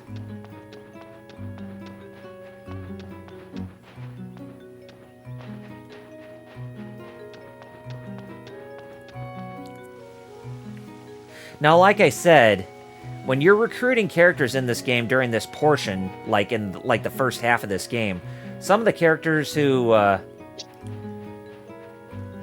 that you recruit will be aligned to certain characters depending on who you have them recruited as, you know? Oh, like if you were with the one guy, and Mm-hmm. of the three, like, oh, I was recruited under this character, so I'm with them. Yeah, so... and they do a Hurricane Rana on somebody. You're like, whoa. Yes. So yeah, if you have them recruited under Hugo, Chris, or Ghetto, then when you're playing as Thomas, you cannot play as those characters at this point in time, obviously. I gotta figure out how to fix my driver issue I have right now. Because I want to stream Urban Rain, but my driver is for my graphics thing is in conflict or something like that. It's like I don't know what happens. I gotta like uninstall, reinstall driver. I don't know Uh-huh. where to start with that. Oh, A good question.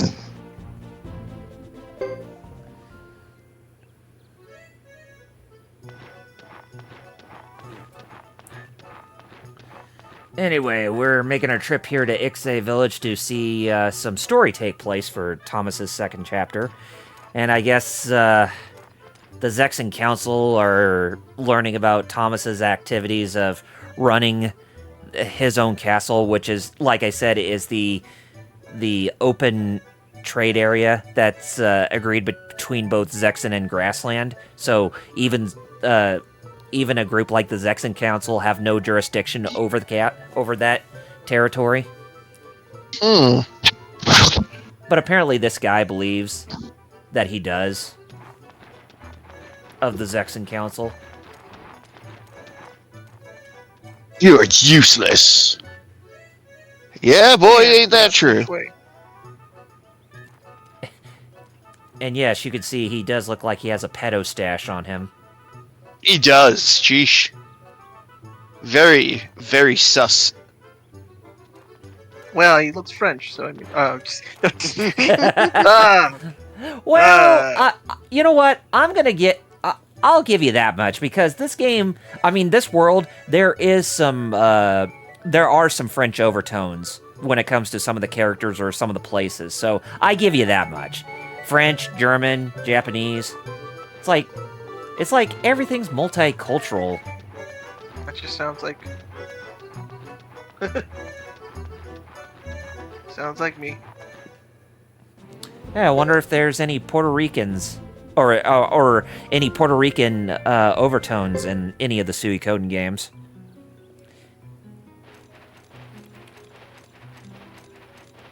Good question, actually.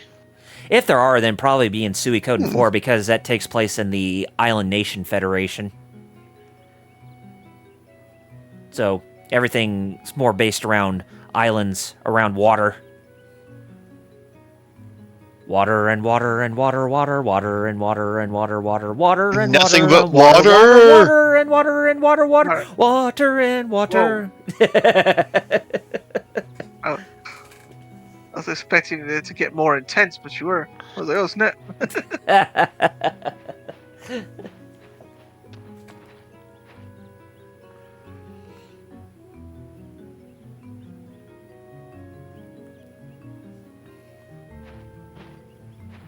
Thomas. Get your Imagine George get your Carlin. tank engine revved up. George Carlin would be like, and Thomas said the 11 words he couldn't say on TV. And Thomas actually learned the truth about baseball and other sports.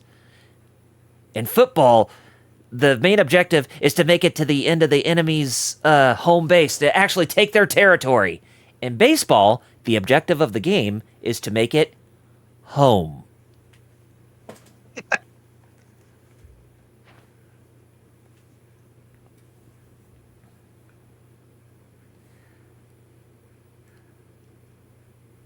I know there are some things in real life you never seen. Like you never seen somebody taking a shit while running at full speed.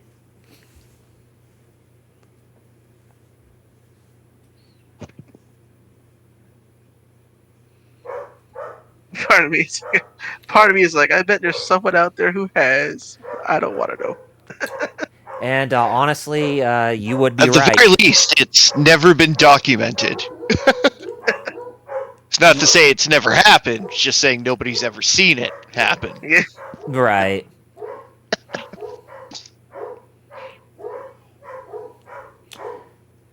I was gonna say they actually did. Look across that They barbarian. did. They did answer that challenge from. You remember the heavy metal band CKY?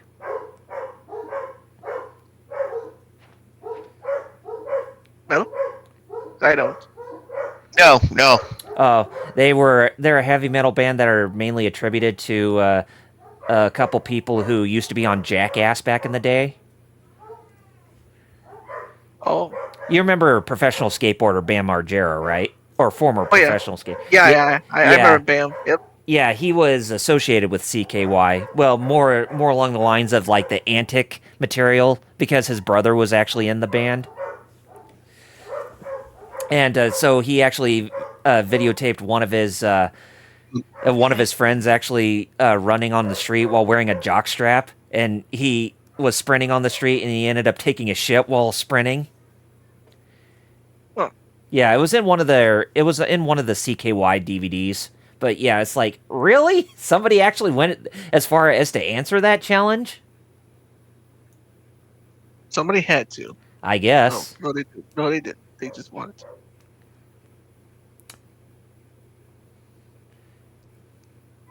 Some of the stuff Some that people are insane.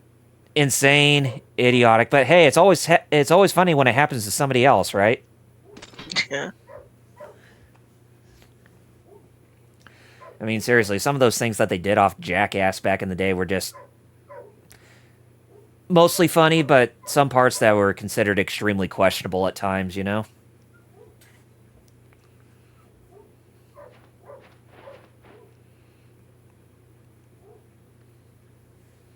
And funny to think how somebody like Bam Margera ended up in the Tony Hawk's Pro Skater games. Ever since 3. He was even one of the main characters in Thug 2. in its story mode. Although the story for Tony Hawk's Underground 2 wasn't as cool as the first one. I actually like the first one's story a lot more because it's like you were playing as this guy who is trying to rise up into the ranks of being a professional skater. And he had a best friend who was trying to work his way up to be a professional skater too, but he was trying to take all the glory and fame that the main character was trying to achieve.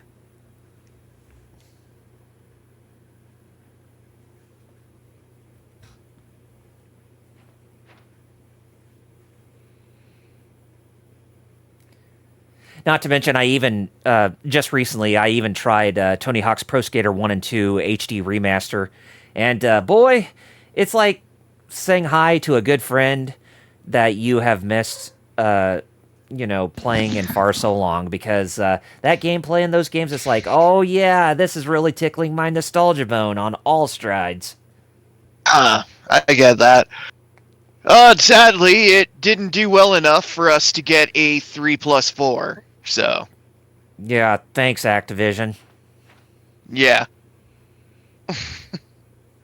But even hey, though there was interest to do one, if 1+2, did well enough, but it didn't. So, yeah,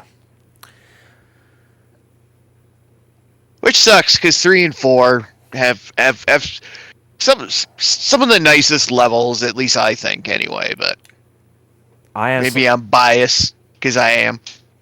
I honestly do believe that 3 and 4 were probably far more superior games than 1 and 2. I would go as far to say that.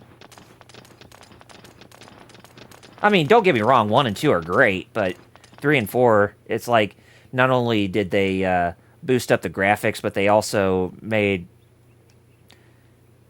a lot more strides when it came to gameplay elements.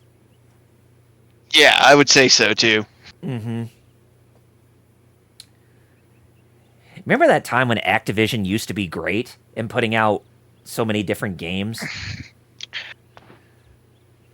Tony Hawk, Spyro, Crash Bandicoot. Oh, yep. And even LPH, yep. Yeah. And yeah, LPH, too bad they just resorted themselves to their safest moneymaker because they don't have any faith in their other properties, sadly. No, they don't. And that's pretty much what hurt them in the end, and why they ended up getting bought out, because they were just fixated on one franchise only. Mm. It's kind of the same way. It's kind of the same way how I feel about Capcom in this day and age. I mean, sure, they'll take a bit more strides to unleash a lot of different games, but they're just few and far between, because most of the time they're usually releasing either Resident Evil, Monster Hunter, or Street Fighter when they're given the chance, Mm-hmm. Although I will admit that Kunitsugami Path of the Goddess is actually one that I think is a sleeper hit, if you ask me. Just the way how the game plays, and with it acting like a AA game in its execution, it's like, why is nobody talking about it? Yep. Yeah.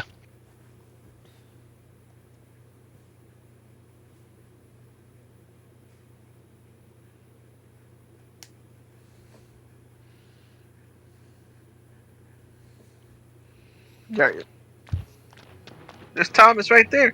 Yep. With a really angry look on his face, somewhat.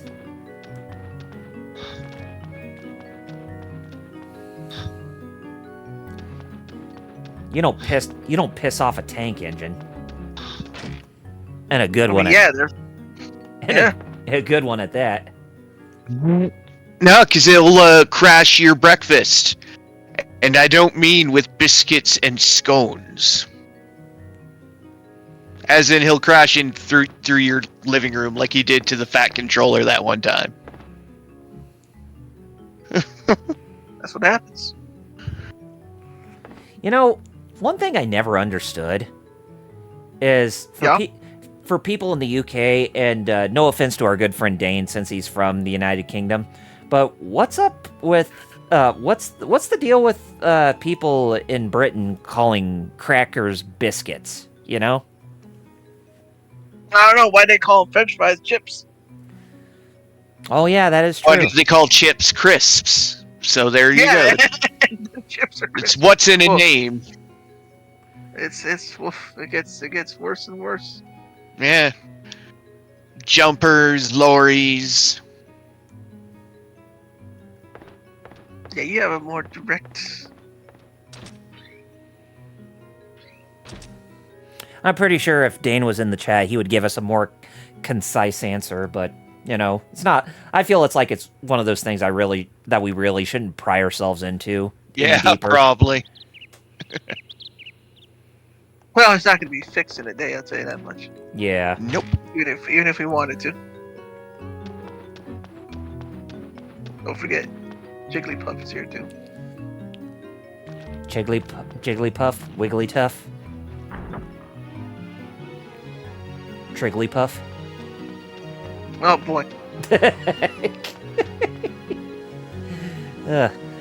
And I'm still, but still, it really surprised me when you said that she was actually a local in your area, Jerry. Yep. Wild, huh? Very wild.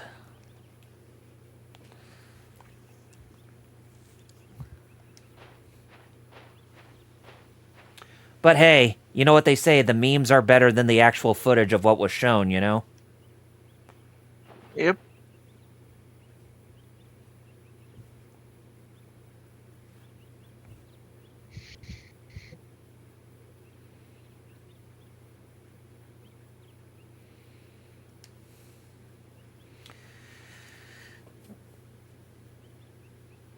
So yeah, I will say that since I'm getting closer to the end of Euden Chronicle, that means that this week coming up, the new Mario and Luigi game is about to arrive. Yes, Brothership.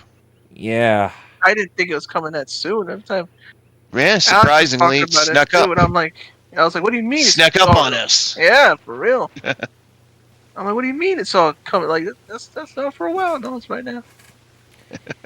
And Yeah, when then you see it next right week. now. and then don't forget, a week after that is Dragon Quest III, the HD 2D remake. HD 2D. Now, out hinted. It did. But if I'm being honest, I would say that Dragon Quest III HD 2D remake is probably the one I'm looking forward to the most over the new Mario and Luigi game. Even though I am looking forward to it, but Dragon Quest III is one that catches my interest a bit more. Because I do love that HD 2D style of game that Square Enix has been doing for quite a while. They're doing a good job with it. Did you Mhm. like Star Ocean? You know that's a different company. Yeah, but truth be told, Star Ocean Second Story R, that wasn't an HD 2D game per se, even though it was an HD game, and they ended up using the sprites from the PS1 game, although with some new sprite animations added in. But yeah, it was still a really fun game too. Golly, I need to go back and play that game some more because I definitely need to go through the what's it called? The Maze of Tribulations. Basically the extra dungeon with all the super hard enemies, but the rewards are just madly and insanely great. Hey, speaking of hard stuff in Star Ocean, I'm still shocked at that time. I was like, why am I getting whooped so much in this game? Like, but I still powered through. But I was like, man, these enemies are tough. I was like, I thought I put it on easy. I don't know what I was playing on hard the entire time. Star Ocean Divine Force. Oh yes. You know, I'm really surprised that you got that far in that difficulty. Yeah. Don't know how, but yeah. Oh lordy. Well, at least you gotten around it a lot more than I did. even if you played it on that difficulty most of the time before you switched to a easier one. Yeah. I was like, Now that's also another game I need to get back to. That and Tales of Arise. Tales of Arise. Yeah, they got a DLC to that. I haven't bought that, but yeah. Yeah, that'll be one that I will definitely want to check out after I go through the main campaign. Here's a tip for Tales of Arise, because this is something that is actually pretty important. And the game, it's not about building your character, or whatever. It's about fishing. Oh, really? Yeah, fishing, because if you don't fish, you don't get the buffs. Ah, okay. Fishing gives you experience buffs and other buffs, Mm-hmm. or else grinding's gonna take forever. Oh, yeah. Forever. That it does.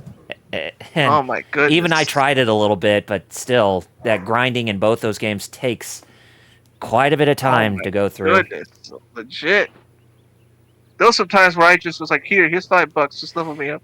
Now, I know why they do that, for why those games like that makes it very slow to actually grind your character to get some leeway. It's because they want you to experience the story in those games, so that way you're not too overpowered or underpowered or whatnot. But at the same time, it's like, why have that handicap at all when it's, much better to just, grind to your heart's content, so that way you can actually get through the hardest of the adversaries that come your way throughout the rest of the game. Like, for real. Mm-hmm. Anyways, we're trying to get back into the end, so that way we can save our progress, because we are... Oh, wow, yeah, I didn't realize the time, yeah. Yeah, we are nearing the end of today's episode.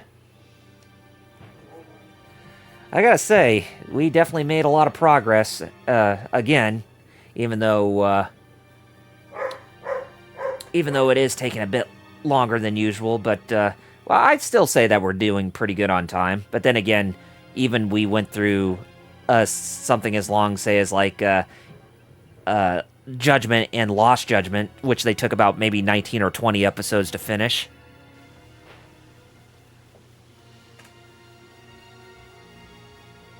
Know what I mean, Vern? Yeah.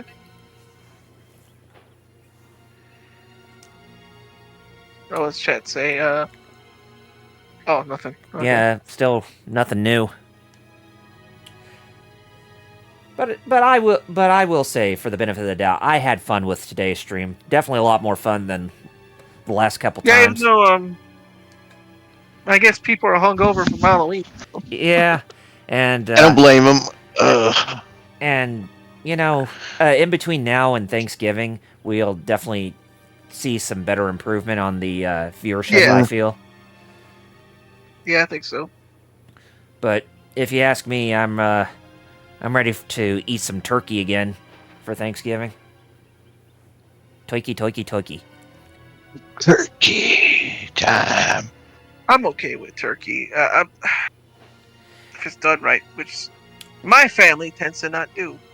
They don't brine the turkeys. They don't brine. Oh, I've explained it to them so many times that they don't get it. That is like, oh boy, that's like the one thing that like the one key thing that you need to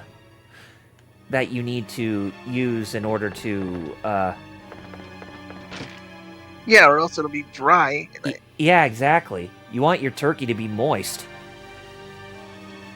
Okay, for some odd reason, it's not allowing me to save at this spot. What? Oh, hey, Nerd Revenge.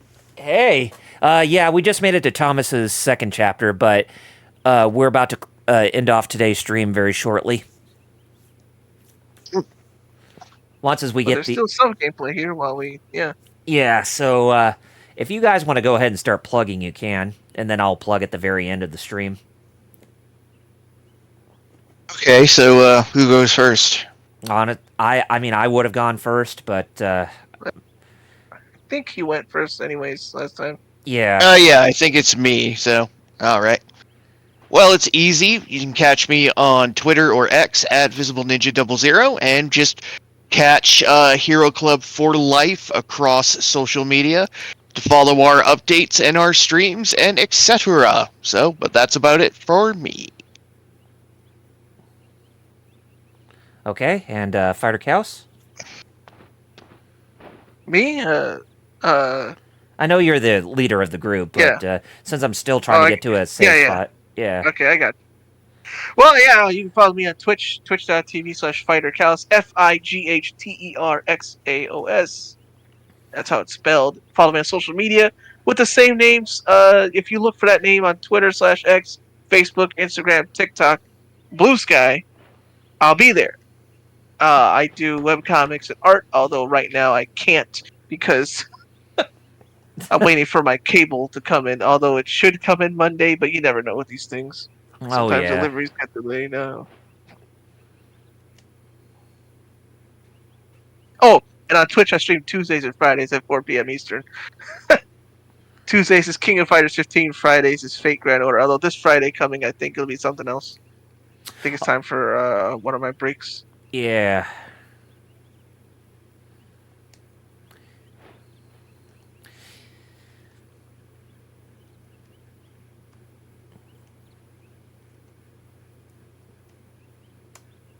You know, I was kind of thinking what you should do for like a one-off, but nothing is really popping into my mind. I mean, I know you're prone to do, fighting game breaks, but If I could get the dang driver weird error I'm getting, if I could fix the drivers, I'd want to stream Urban Rain. yes. A one-off, just because people don't know that game. It's such a good game. Mm-hmm. Way better than Beat Down Fists of Vengeance, saying that much. Oh God, yes, and I even played that game, and even though it's not worse than, even though it's not as worse as Final Fight Streetwise, it's damn close. Yep. I had both games growing up. You sad soul. You very sad soul. I had them both. Yep.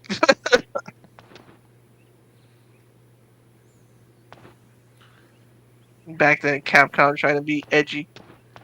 And funny thing too is that I think they were both made by Western developers, whereas Streetwise was made by an American branch of Capcom. What was it? Production Studio 8, which was based in the United States.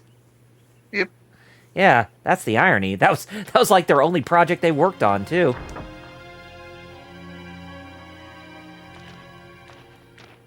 Okay, I think the save crystal is supposed to be here.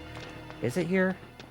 Yes, it is. There it is, right there. Okay, so we finally made it to the save crystal. So, anyways, I guess while I am saving my progress here, I might as well go ahead and plug for myself, since we finally made it here. You guys can find me on YouTube and Twitch at Double RPG Reviews. YouTube's my bread and butter when it comes to content, whereas Twitch is secondary, as I stream on there mostly. Still working out of time when I can get back to, putting out more content. Just don't know when. I mean, especially since we're in the holiday season right now. Oh, by the way, welcome to the holiday season, motherfuckers. No, I'm just kidding. But yeah.